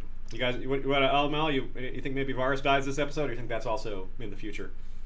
No, he's too useful to keep around, probably. Okay. Yeah, I think I'm with you there. What about you, Sean? Doesn't put himself in harm's way. That's my first litmus test. So. Okay. Well, he'll be with the group at the Dragon Pit, but yeah, I mean, no necessarily a reason to pick him out of all the people there that's in danger. I think if something does happen to him, it's part of a much bigger event. Something else that we're not quite anticipating at all. Okay. All right, so let's talk about the Ironborn, another subplot here. This one that has a lot more fodder because there is this shot that we showed earlier of Theon stumbling into the surf, which is pretty interesting. But we also have Theon, that Ashay is pulling up here in a second, being at Dragonstone. You can tell because of the rock. This is his very unique rock formation. So he's definitely at Dragonstone at some point, which probably he's just been at Dragonstone this whole time. Maybe he's been off doing some rescue mission for Yara. So, forgetting the timeline, do you guys think that Yara gets rescued this episode? Or that it's left open, or that she dies? Those are basically the three options that I see. The three main possible. We'll start with you this time, Sean. I'm going with rescued. I think part of this episode is going to be a focus on Theon and/or Euron and/or Yara, and that I'll say there's a rescue attempt. It might fail, but I think there's a rescue attempt. Now, before you answer, LML, I want to point out that Theon is, again, or actually, I think I said this already, but I want to remind you all that Theon is not only seen with Tyrion and Varys on a ship coming to King's Landing, but he is seen walking into the Dragon Pit. So what we can't assume, what we can't guess, is that he's off rescuing Yara while this is happening on some sneak mission, because he's definitely at King's Landing when all this goes down. So LML, with all that in mind, with Euron ships being seen as well, Ashay is going to pull up as well, the Euron ships being all massed, which is just a beautiful shot. What do you think is going to happen here with Yara, Euron, and Theon? Well, it seems like, so the first question was, are they going to do something with the Ironborn plot before the end of the season? It seems like they are, just because of everything you said. Yeah. And I've heard a couple people speculate that Euron might be one of those surprises or traps that is going to be sprung. And it kind of makes sense. Euron's a dastardly dude. He's somebody that will do things that have no honor. So, I think we will see some sort of combustion there. I have no idea how to predict what's going to happen. I'm a little nervous about Yara and the showrunners, sort of the way they've handled violence and women and things like that in the past. So I hope we won't have anything to complain about. We'll just cross our fingers. Yeah, it's been almost a relief that we haven't gotten Yara torture scenes, because obviously book Euron is very much torturous, and so far show Euron has not had that streak, which is nice because we really didn't need a third villain in a row that was like that. We already got plenty of torture out of Joffrey and Ramsay. It's really just it's been done. Come on, Cersei did some awful torturous stuff this season too. I mean, we just don't need more of that. I totally agree with your thought that if Cersei has some sort of chicanery plan, that Euron is not unlikely to be involved in it, but we will have to see. Super chat from Elon Stiritz. Love you guys so much. Keep all the great work. Shout out to my queen of love and beauty, and can we see your earthquake kitties? Well, that's up to them. If they wander in the room here, we'll grab them. But so far, they have not. I don't see any cats in the room right now. They're behaving better. Oh, right there. We do have a cat sleeping in a box right here. We could grab him a bit later. So we'll see. We'll do that as the episode is ending if he's still there. All right. Good. Yes, we do have a good house full of dire cats. 4 indoor, 1 outdoor. 2 of them have Game of Thrones names. Okay, so one of the cool things about King's Landing to look forward to isn't just the armistice and this big, awesome chat that's coming and this showdown of sorts, is what comes before it. And there's some interesting stuff here. There's a variety of shots of Cersei and Jaime. Shay is pulling up this first one where she's going to pull up in a minute. I guess maybe we're having a technical issue here. I thought that it was supposed to be the belly shot first. That was all. Oh, okay, yes, you're right. The belly shot first. Yes, Cersei seems to be holding her stomach sort of protectively almost, or maybe she's referring to their child, which is, like maybe he's arguing against something, and she's like, what side are you on, belly, look, this is our kid, blah, blah, blah. And yeah, so I think there's a variety of shots, and seems like there's agitation in Jaime's face, argumentative, he looks unhappy. Usually he seems totally fine with everything that Cersei's doing, and this agitation he's showing, I don't know where that's coming from. Yeah, it's so weird. What is going on? Super chat from Michelle DeMarco from Canada. We'll watch later. You guys are awesome. Thanks for all your work this season. Thank you, Michelle. We appreciate that. Now there's another shot here with Jaime and Cersei kind of facing each other, and you can kind of see the way she's got an open palm, and his hand, the way it's kind of gesticulating, looks like an argument. It looks like emphatic discussion at the lightest. And there's another shot here that I think is interesting that maybe I'm reading too much into this. But look at this image of Jaime in the mountain that Tashay is pulling up as well. The Jaime Cersei scene. I did. That was the last one. I didn't hear you say it. Okay. Anyway, we're a little bit of miscommunication here. Tashay will pull up the facing each other arguing one that I pointed out, but she didn't hear me say that. And then we'll pull up this one with the mountain. Please tell Lucifer Means Lightbringer that he's got crazy static going on still. Can you, Elma, can you mute your mic when you're not talking? We're getting a lot of static coming back from you. Thank you. And there is, so normally, I went back and looked at a lot of different shots of the mountain. When he's standing there, mostly his arms are at his side. But in this shot, he's pulled his hand up to his sword. Almost like Jaime is getting so agitated that he's like, hey, don't forget what's up. And then you can almost imagine Jaime being like, what, are you going to sick him on me? Are we really going this far? So I feel like this is, whatever Cersei's got planned, Jaime is not down with it. Which is, maybe gives some sort of generic clue as to what she's got in mind. Jaime might not be down with the idea of Cersei taking Tyrion prisoner. Sure. Maybe it pushes back against the option that Cersei's going to accept the armistice in order to make a move later.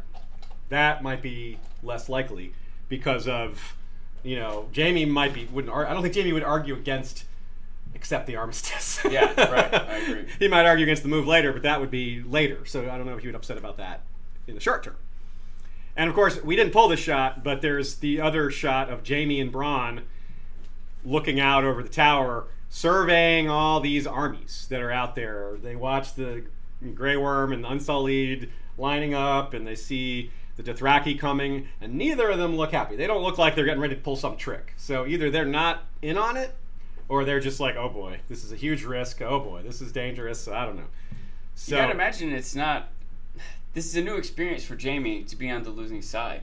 He usually is the best fighter, the best family, the best house, the best warriors, the best army, etc., etc., and he's being faced with being outnumbered, outmaneuvered, outpowered, etc., etc. He's got to be struggling with this on a lot of levels, Yeah, I agree. LMO, what's your take about these Jaime and Cersei interactions?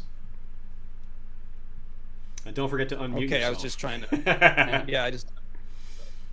I think most of the shots they've given us seem to be indicating that Jaime's he's sort of giving Cersei like some side eye, some sort of suspicious glances and stuff, and so it seems like they're playing up the tension. It really all just depends on what Cersei does. If she does something vile and horrible during this meeting, that maybe that's the breaking point for Jaime. Yeah, it really could, because there's also a shot, we didn't bother to pull this one because there's just so many shots of Jaime doing this. He's even making like kind of a frustrated face, or like a looking at her kind of like what's the deal kind of face in the dragon pit when they're sitting down to have the meeting. He's still looking at her kind of funny. So it's like this might go down to the wire with him being unhappy with the plan. But again, it just goes to show, as we've been pointing out since Olenna pointed it out, Jaime's just lost control of the situation entirely. This is all Cersei's gig.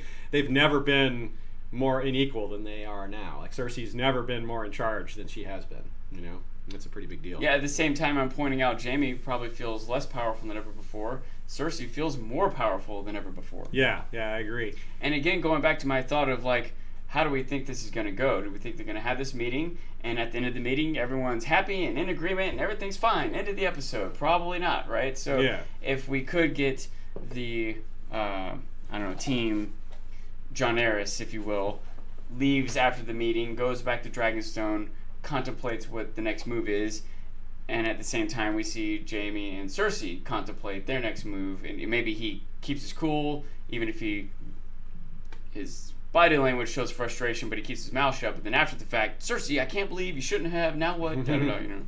Makes sense.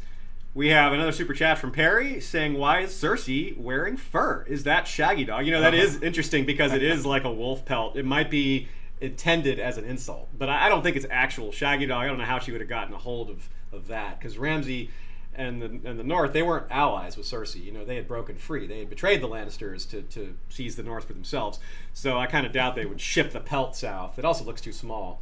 But it is a black wolf, apparently, and that's a good catch. I don't think it's a Shaggy Dog, but I do think it might be meant as an insult to the North. It would have been Shaggy Dog if Cersei could have made it be Shaggy Dog. If it was a light-colored one, you'd wonder if it was Lady, but you know, Ned sent Lady back north to be buried. Okay. At least in the book. Maybe that didn't happen in the show. It could be me crossing the streams again, but I think that was done in both book and show. In any case, it's not Lady, because that is the wrong color. All right, another super chat. This one is from... Will you also look at the doc when you have a chance? I have them all, a bunch of... Okay, Shay's got them in the dock because they've kind of... several of them have flown by, and a couple of them have already disappeared. So I will go there first. From Elon Stieritz, will we get Jaime's book arc in the show at all? It really doesn't look that way. It really looks like, because Cersei's arc has changed so much to be more of a main player, whereas there's a whole other player that's not in the show. Given the changes to Cersei's arc, it's necessitated changes to Jaime's as well.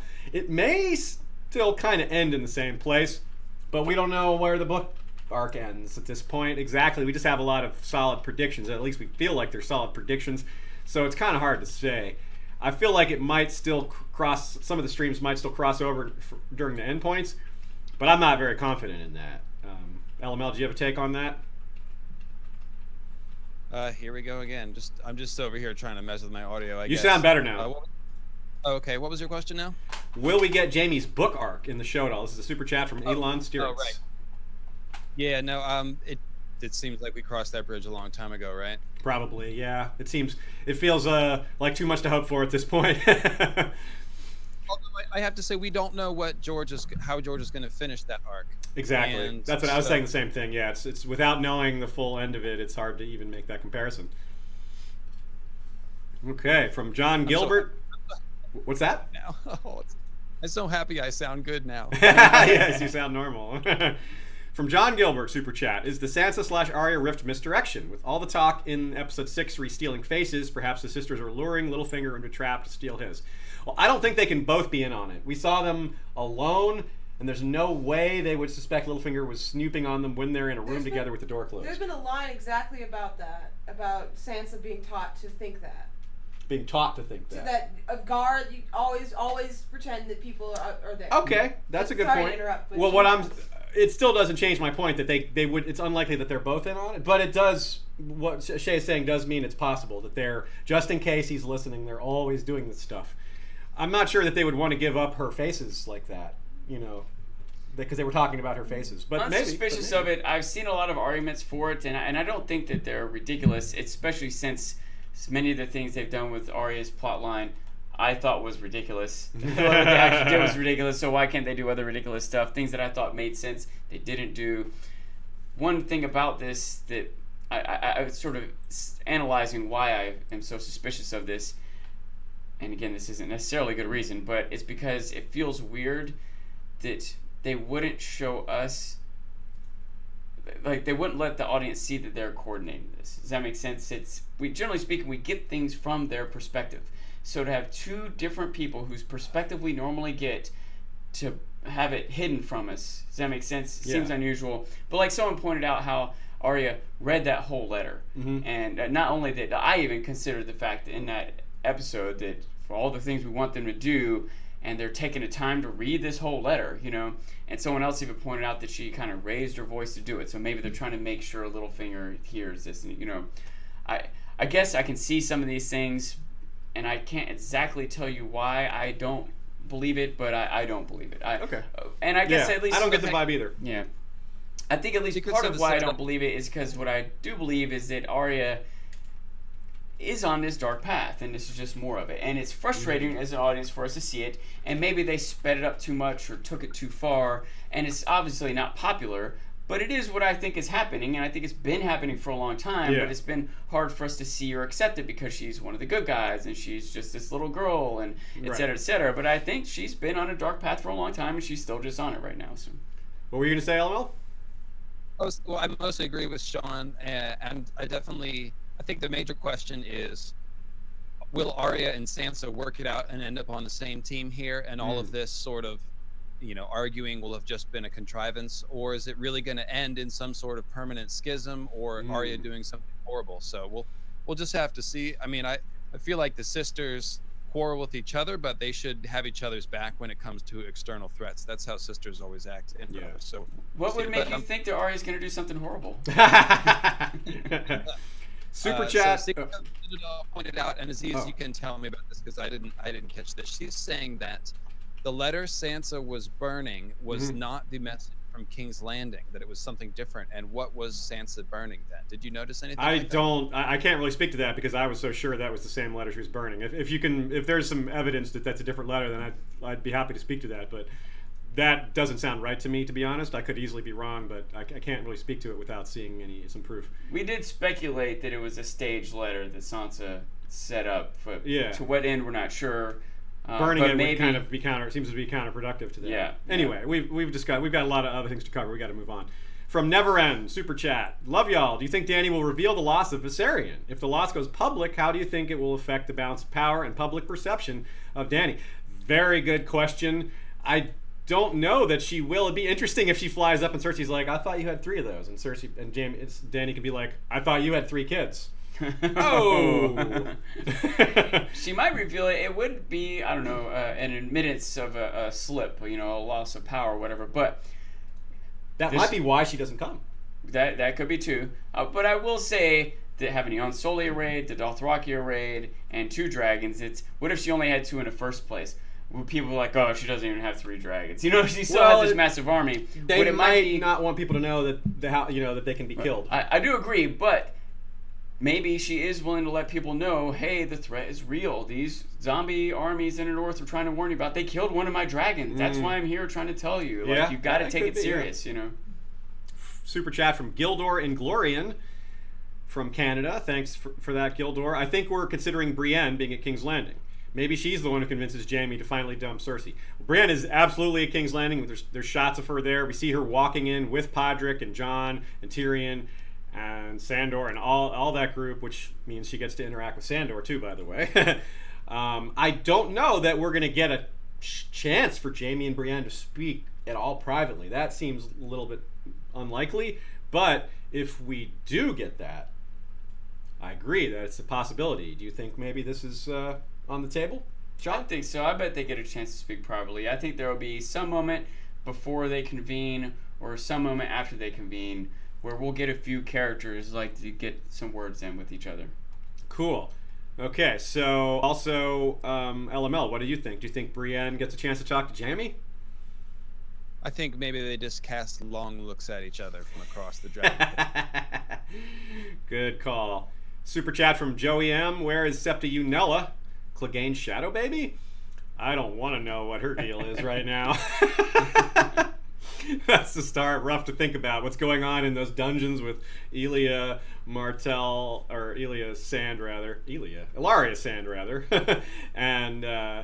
and Septa Unella. Yeah, that's better left unsaid. I wonder though. Yeah, I kind of doubt he can, impregnate someone. But oof, yeah. Super. I think she's probably just written out. Of the Maybe show. that's the prince that was promised. Oh, jeez. From the super chat from the 4 Diamond Swords. I just want to thank you all for your content. I really enjoy your perspective and appreciate all of your hard work and research. Well, thank you very much, 4 Diamond Swords. That sounds like a very fancy set of swords there. That's a sword made of diamond. That is bling right there. Well, we thank you for your awesome name and the super chat. Okay, so there's this line from John, and as I read it, Ashea is going to pull up the awesome overhead dragon pit shot, which is just beautiful. Another amazing bit of scenery that we're getting this year. Now, something to note here is the 3 platforms as well. There's 3 platforms set up here, which appear, I would guess, they're like little pavilions. I would guess that one is for Cersei and Jaime, and we see them sitting at one of these.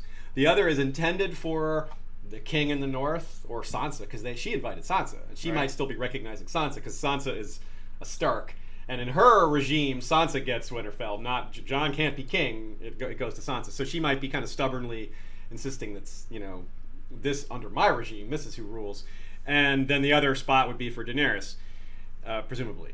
But the trailer shots show us that only Cersei seems to be actually sitting down, because when Jon is delivering this line that says there is only one war that matters, and it is here. He's not sitting down. And he's standing up. He's standing up. Yeah. He's not sitting in one of these pavilions. So it might be like, nope, I'm not a king anymore. I've knelt to Daenerys. She's, there's 2 kingdoms now, and that's it. Which might agitate Cersei a little bit. So that we talked earlier about what you said about Sandor drawing his sword, where he might just be cutting on the white to give evidence. I really like that idea. I think that's pretty accurate.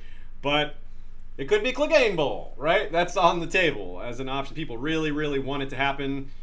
Well, LML, do you think we'll get Clegane Bowl, or do you think that's just maybe later we'll get it, or do you think it's just a fan servicey thing this is not going to happen?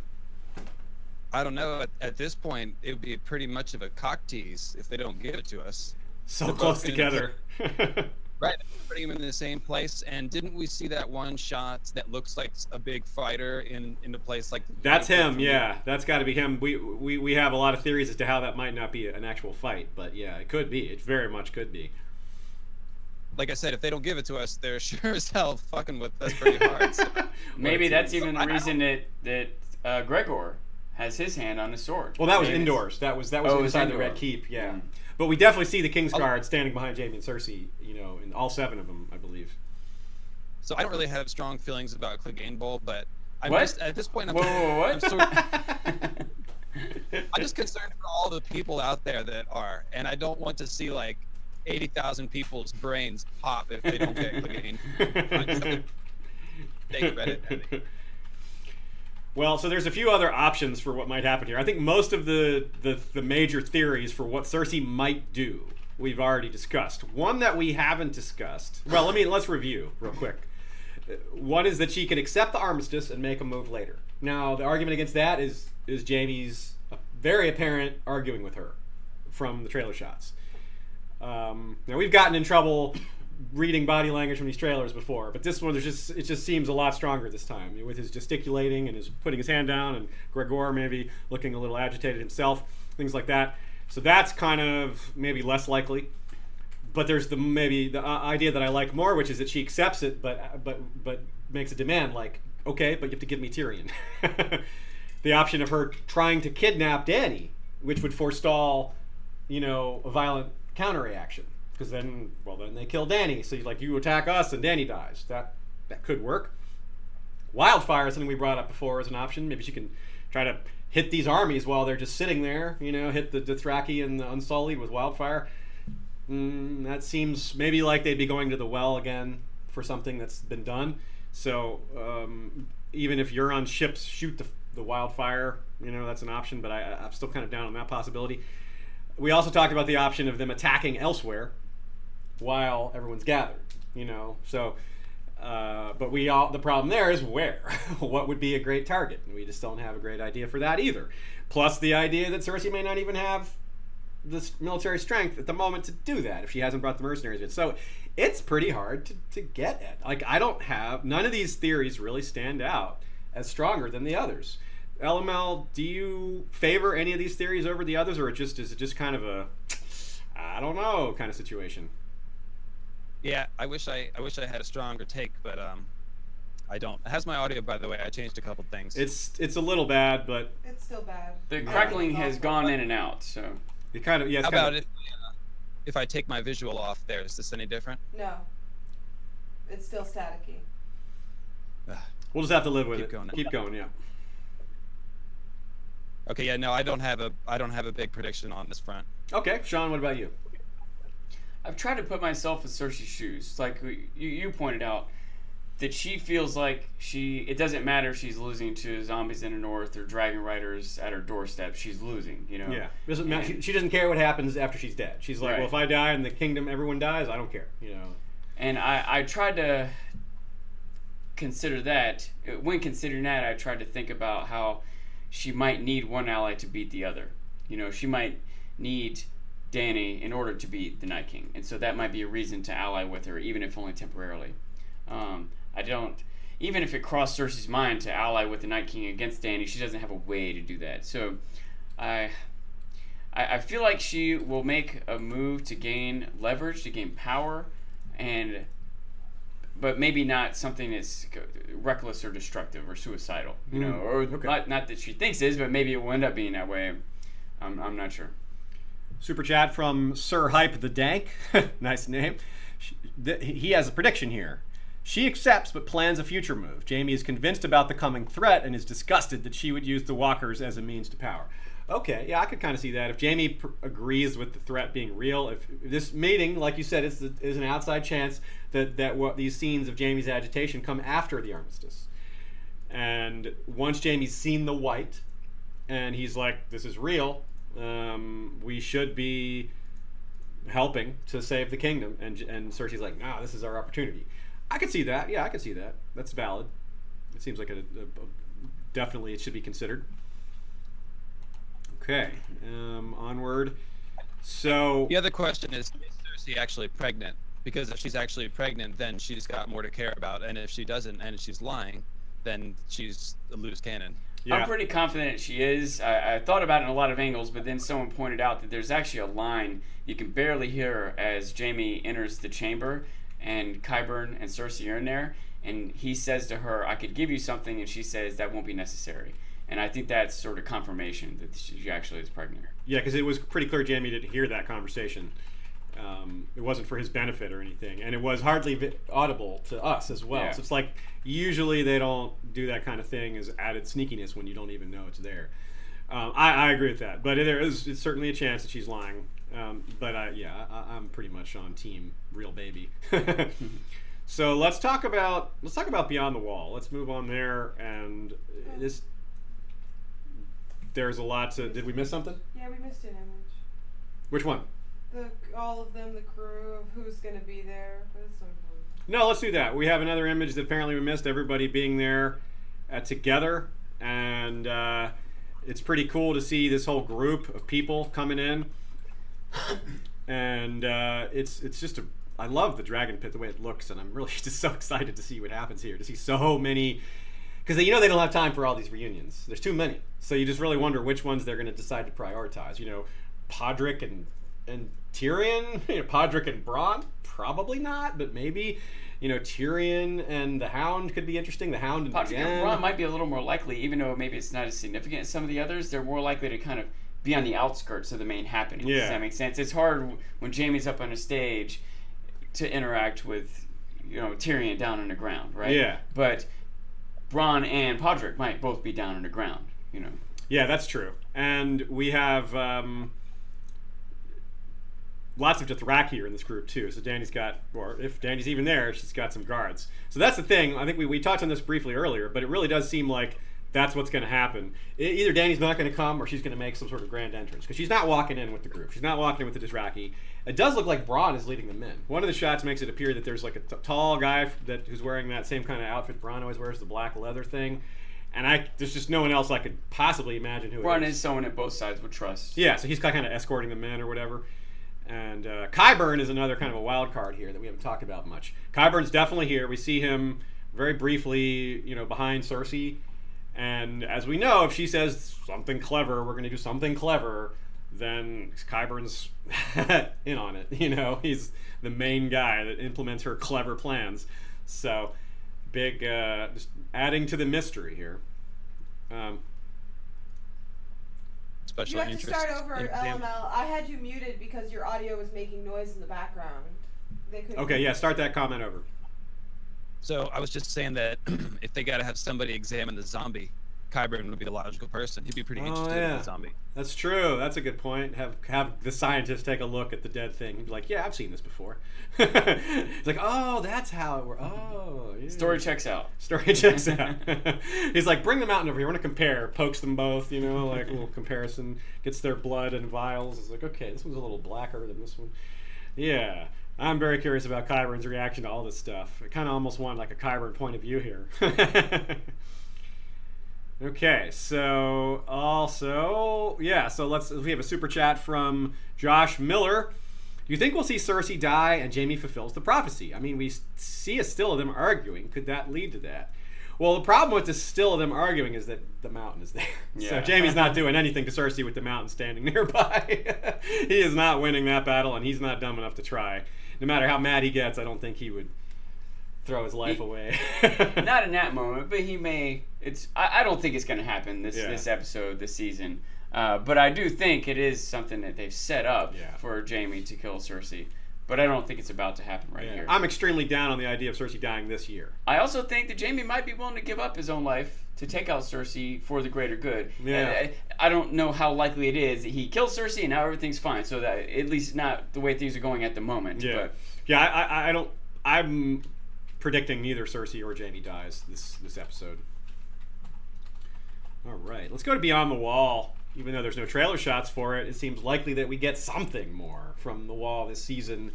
Seeing whether hopefully we get to see the Night King ride his dragon or take down the Wall with fire, if that's even possible. And here's a couple things that I want to set the stage for before I let you guys throw out your ideas. On the advice of a listener / watcher, watcher is our term there, and I can't remember who it was, so I should give this person credit, but I can't find where the comment was. I just remembered it later. And I went back and watched Daenerys in the House of the Undying. This was really important. First of all, as we all probably remember, the roof of the throne room is just obliterated, and there's just snow falling everywhere. I know some people think it's ash, but I'm confident that it's snow, especially after watching it again.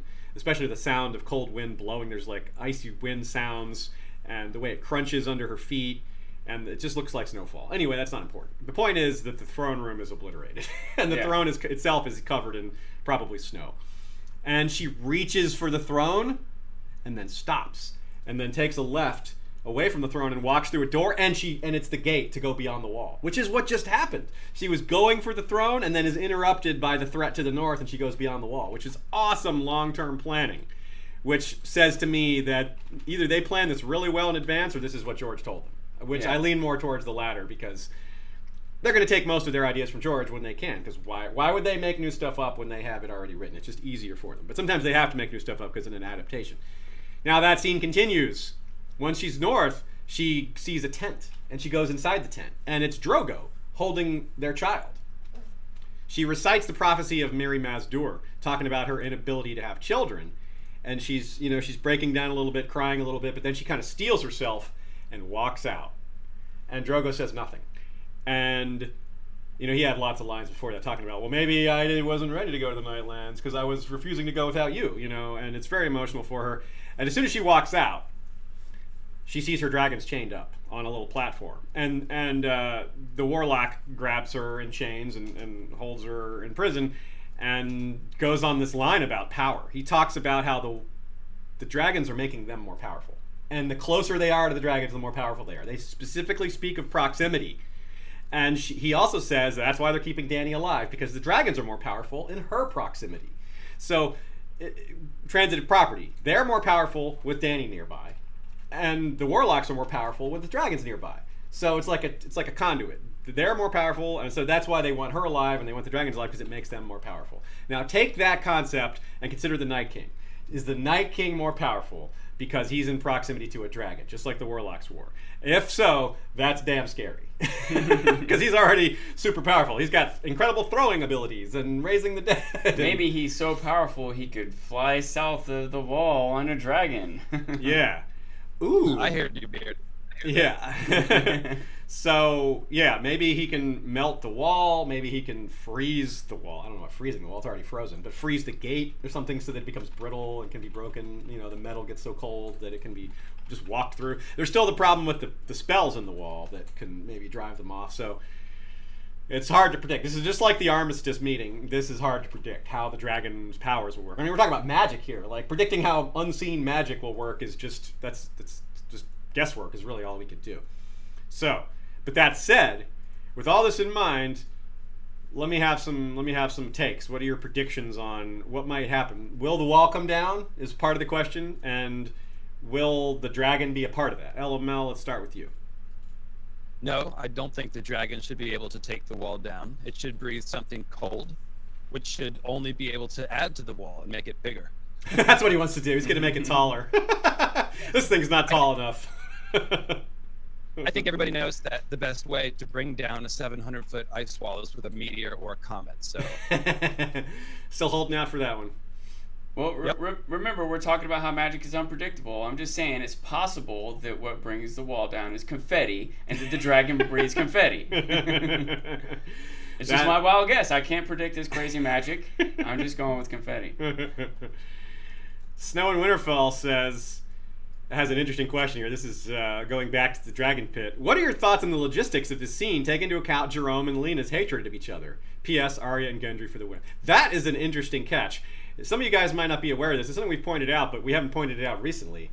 In real life, Jerome, which is Bronn, that's his real name, and Lena Headey, that's the Cersei, of course, used to have a relationship, and it did not end well. They have gotten into shouting matches on set, apparently, and since these shouting matches just couldn't stop, they just don't shoot scenes with them anymore. They don't have them next to each other. They keep them away from each other. It's like real-world segregation of Lena and Jerome.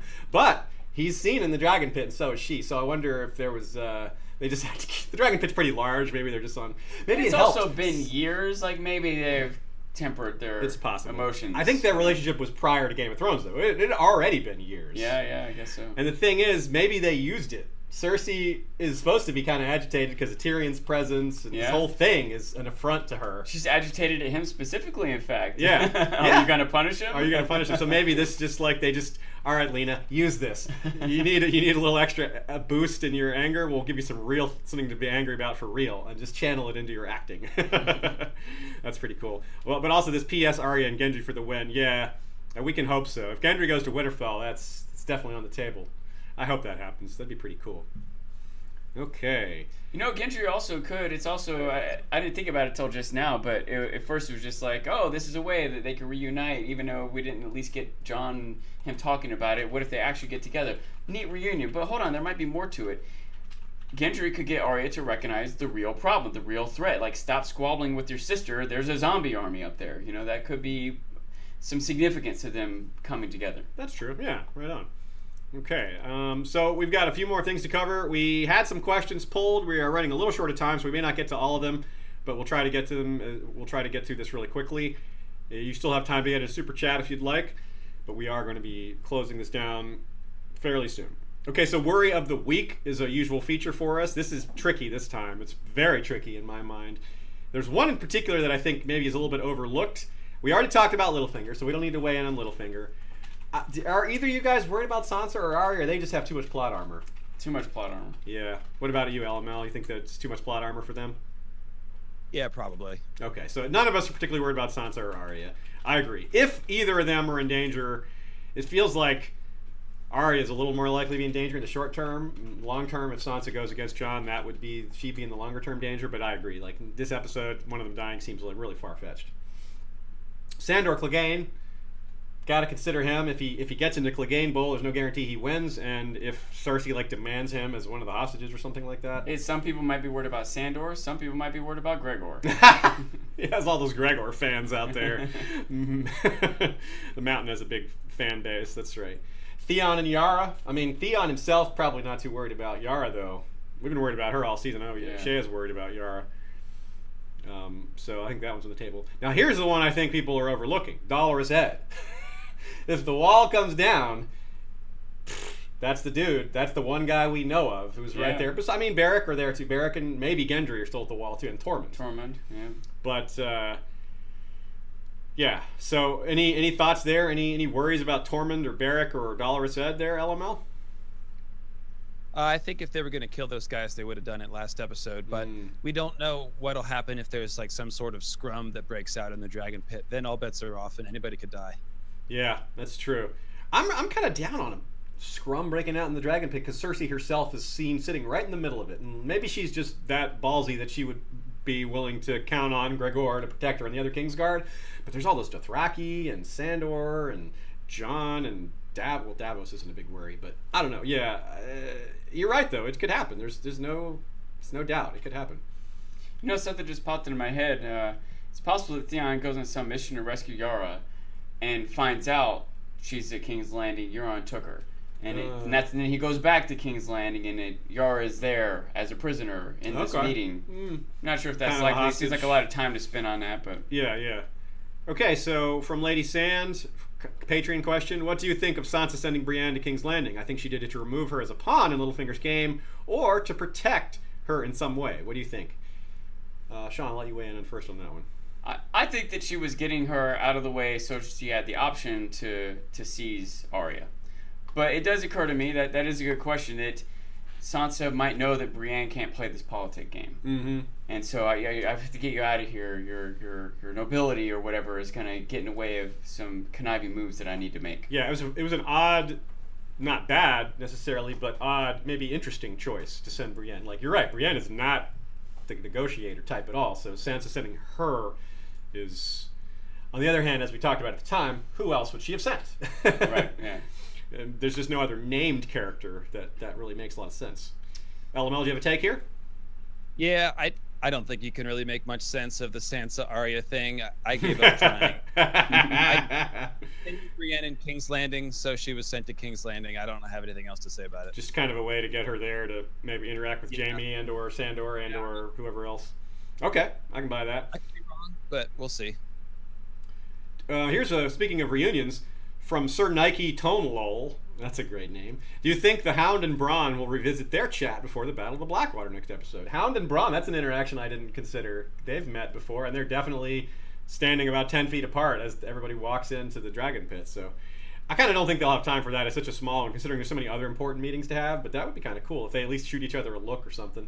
I'll tell you, there's a lot. I mean, obviously, there's a lot of material in Game of Thrones. There's a lot of tentpole moments, and there's a lot of emotional moments, and a lot of, images burned into my mind. And that's one of them. That's like I'm going to call a highlight moment that I don't even know quite how to explain why it's so prominent in my memory of the show, was that banter, I guess, between Bronn and the Hound at the Blackwater Bay. We comment and a question from Lord of the Halls. He says, I really think Tormund should have been one of the people to travel down to King's Landing because it shows the unity that's happening in the north. The Wildlings have even teamed up with the Northerners and with Daenerys at this point, which really says something, because they're this everyone perceives them as this savage wild people, and they've actually submitted because of the threat is so big. That does say something. That's an interesting point. I do agree for a lot of reasons. I feel like Tormund should have gone. One, because it gets us a lot of great interaction, just like from an entertainment standpoint. It seems like a miss to not send him. And also, right, from a political stance, it seems like even the Wildlings are on board. We are even willing to align with them. The North has come to terms with this. Come on, you got to understand the level that we're at for this. Maybe you could argue, well, Tormund's the leader of the Wildlings. He's got to stay up there. Just like, how Jon's the leader of the North, and he's got... Oh, wait, no. Seems like Tormund could go, It's also from Lord of the Halls. He says that... Notice that in the books, Tormund's reputation is Tormund Tall Talker, because he's a big talker. He says all these wild things. But now, in the show, he's ridden a dragon, fought the army of the dead, seen the Night King, fought White Walkers, been a close ally to the king who's died and come back, seen the power of R'hllor, lighting swords on fire and bringing someone back from the dead, literally climbed the wall, and then defended it. Yeah. But will no anyone one's gonna believe any of him? his stories, yeah. Sure, Tormund, sure. Sure, Tormund, yeah. That is hilarious. That's a great catch. Super chat. You probably went on a date with Brienne Taurus too, huh? Well, not like together. Just I'm hoping that that's the one thing he's just more downplays. Super chat from Craig Lewis. What about our boy Sam, aka the Highwayman? Poor Basher is the only one that cannot teleport. Yeah. We brought him up briefly earlier. It's really hard to predict where he can go. He could end up at Hornhill. He could end up at King's Landing. He could end up at Dragonstone. He could end up at Winterfell. I just don't know. None of these seem more likely than the others because it's really just where the show wants to do with him. Because all these are valid options. Hornhill seems most likely to me because it's most nearby. It's his home. It's on the way to the other places. And it seems like but I don't know everyone what will would be happen talking there. Seems like everyone will be talking about the Tarleys being burned too. Like that would just be the rumor spreading everywhere in the area. That's true. It would be significant for the people of this land for their leaders to have been burned. Yeah. So it's he might just randomly get drawn there even if he wasn't intending. If he thought I can't go home because my dad's gonna be mad. We have to go straight to Dragonstone. Whoa, my dad's dead. I better go home. Okay, yeah. He still has a mom and a sister there, right? Yeah, he does. He does. Multiple sisters, I believe, if I remember right. Super chat from Betsy Newmeyer. Do you think Arya left the dagger on the table because she was walking around Winterfell with another face, and if she took it with her, she would have been recognized? That's interesting.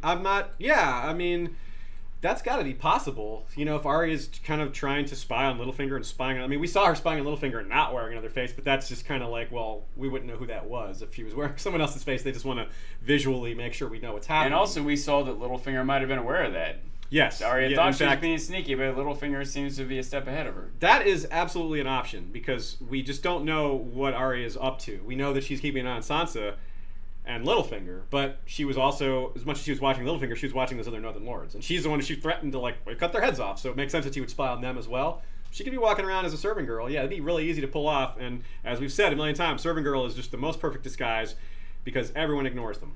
They just become part of the backdrop. People think that they're unimportant, and people are will say things that they shouldn't say because they just are so this is a serving girl. Which is something that Shea pointed out Sansa has been warned about. Just assume that people are hearing what you're saying. Yeah. Right. Sansa shouldn't make that mistake, but other people might. Earlier in the chat, somebody suggested that Arya giving the dagger to Sansa was a little bit of a symbolic foreshadowing that it was going to be Sansa to kill Littlefinger. And I thought that was cool. Okay. I did take note that they are bringing our attention to this dagger over and over again, not just in King's Landing. It's in a book down in Old Town, right? Yes. And they make this big deal about Littlefinger giving it to Bran, and then Bran giving it to Arya. And then something I didn't catch at first, but Littlefinger witnessing Arya having it after he just gave it to Bran when he's fighting, when Arya's fighting Brienne. She pulls that dagger out. Littlefinger sees that. And now here Arya's giving it to Sansa. They're definitely keeping track of where this thing is going, and I do feel like it's not a random coincidence that they're trying to, whether it's symbolism or foreshadowing or there's some or a piece of someone's uniform, if you will, costume to be recognized or not recognized. They're clearly drawing our attention to it. I haven't quite made sense of it yet. Okay. Comment from Painkiller Jane. Just a comment about the death and enslavement of Viserion. She is great at coming with these deep historical take cuts. It is the Grey King slaying Naga and making a thrall out of her living fire. That's really cool. Which is the Grey King legend is that he slew a sea dragon. Did the sea dragon have an Irish wristwatch? I never say it right. Yes, it did. And that's how he knew what time it was. And Naga was a sea dragon and made a thrall out of her living fire. He had captured the fire and used it to light his hall and all that stuff, and made his hall with the bones and everything. So if you guys are familiar with that story, it is kind of a nice fit. And she says also the resurrection was very much like the Ironborn baptism, which was conveyed via the touching of the forehead and the drowning component prior to his death. Great catch here. She says, I feel like D&D are taking the literal meaning of the phrase, may the power of Christ compel you, and using it for demonic possession rather than exorcism. That is cool. That is cool. I don't really have anything to say about that other than that is a nice little catch that probably wasn't intentional by D&D, but it absolutely fits. It does spark a thought that I have. I've had a few conversations with some friends about the nature of religion in this world. Yeah. And think for a second, if I'm trying to have this idea that the whole scene in the North was, if not a plan, a fulfillment of destiny by the Night King, right? He either planned or had this vision that he was supposed to be there with the chains over the frozen lake in order to capture the dragon, and maybe even part of it is to not kill Dany or Jon because it seemed like he could, or Beric, if that is all the case, it seems odd that the other characters were led there. Yeah. Right? Like, the Lord of Light gave Sandor this vision. Beric is on this quest to go up there. Yeah. Thoros seems like it's what they're supposed to do. Bran even gets the image of the Night King and the army coming. Why would the Lord of Light lead them to this trap?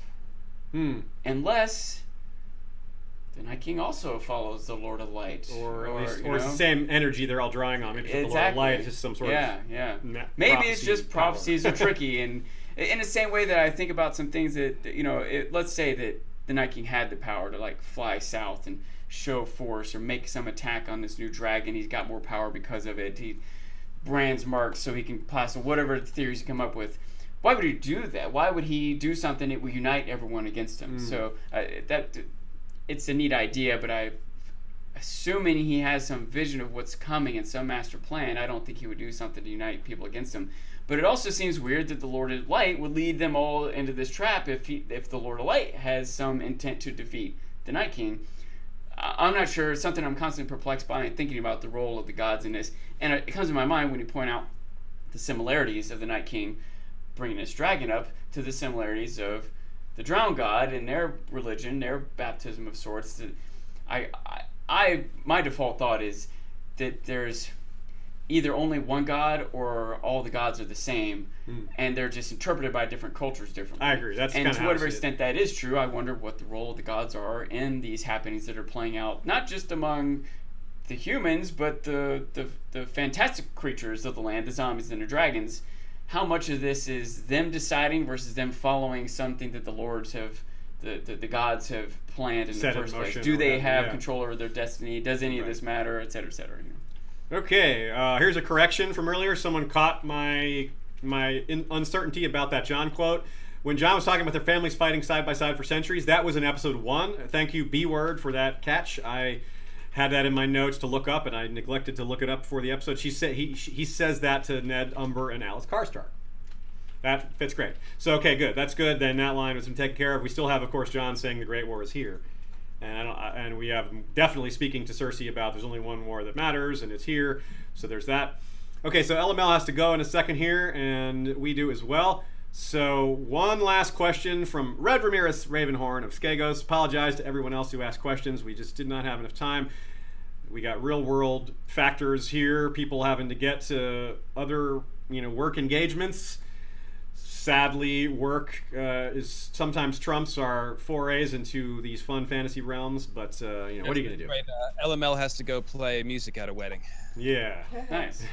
So let's get through this question real quick. It says, I cannot believe how competent Cersei is in the show. I really hope that Euron betrays her, considering she is openly sleeping with her brother and is pregnant even though she is practically engaged to him. Yeah. Cersei is a lot more competent in the show than in the books. Elmo, you're going to say something? Just laughing. It's all kinds of fucked up. So then the question or the actual question here is, will the Golden Company show up in this episode? Based on the show timeline, they could be in Westeros by now. In the books, they're already in Westeros. Will they break their contact with Cersei to serve a Targaryen? Ooh. I would think not, because there's almost no way they're not aware of Dany by now. And if they wanted to side with her, they could have easily shown up, presented themselves to her a number of different ways by now, sent a message to her.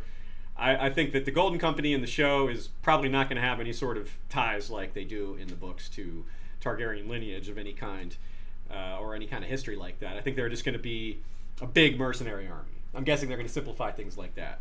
It occurs to me that this may be an opportunity for the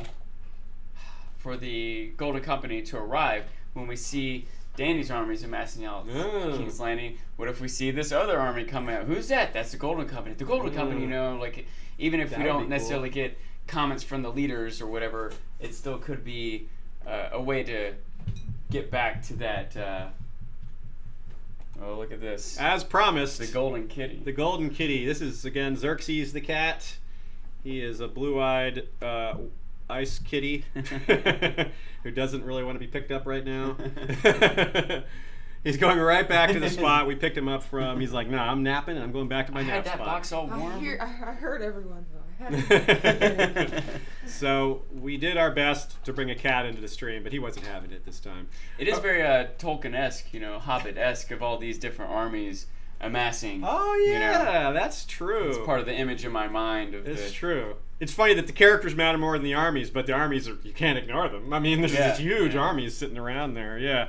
So we'll close with this comment from Dunk the Lunk. Sean drinks motor oil. What a badass. That's Coca-Cola, but that's kinda Used like motor oil. Yeah, used motor oil. That's right. It's dragon oil. Okay, we are out of time.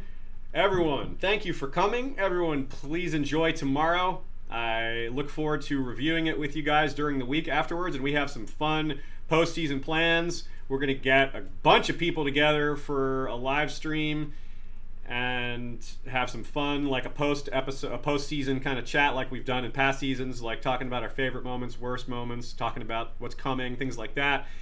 And we may do more than one of those, depending on how many people we can get and what people's schedules are, so stay tuned for that. We also have, of course, our regular coverage next week, Sean and Radio Westeros and Ashea.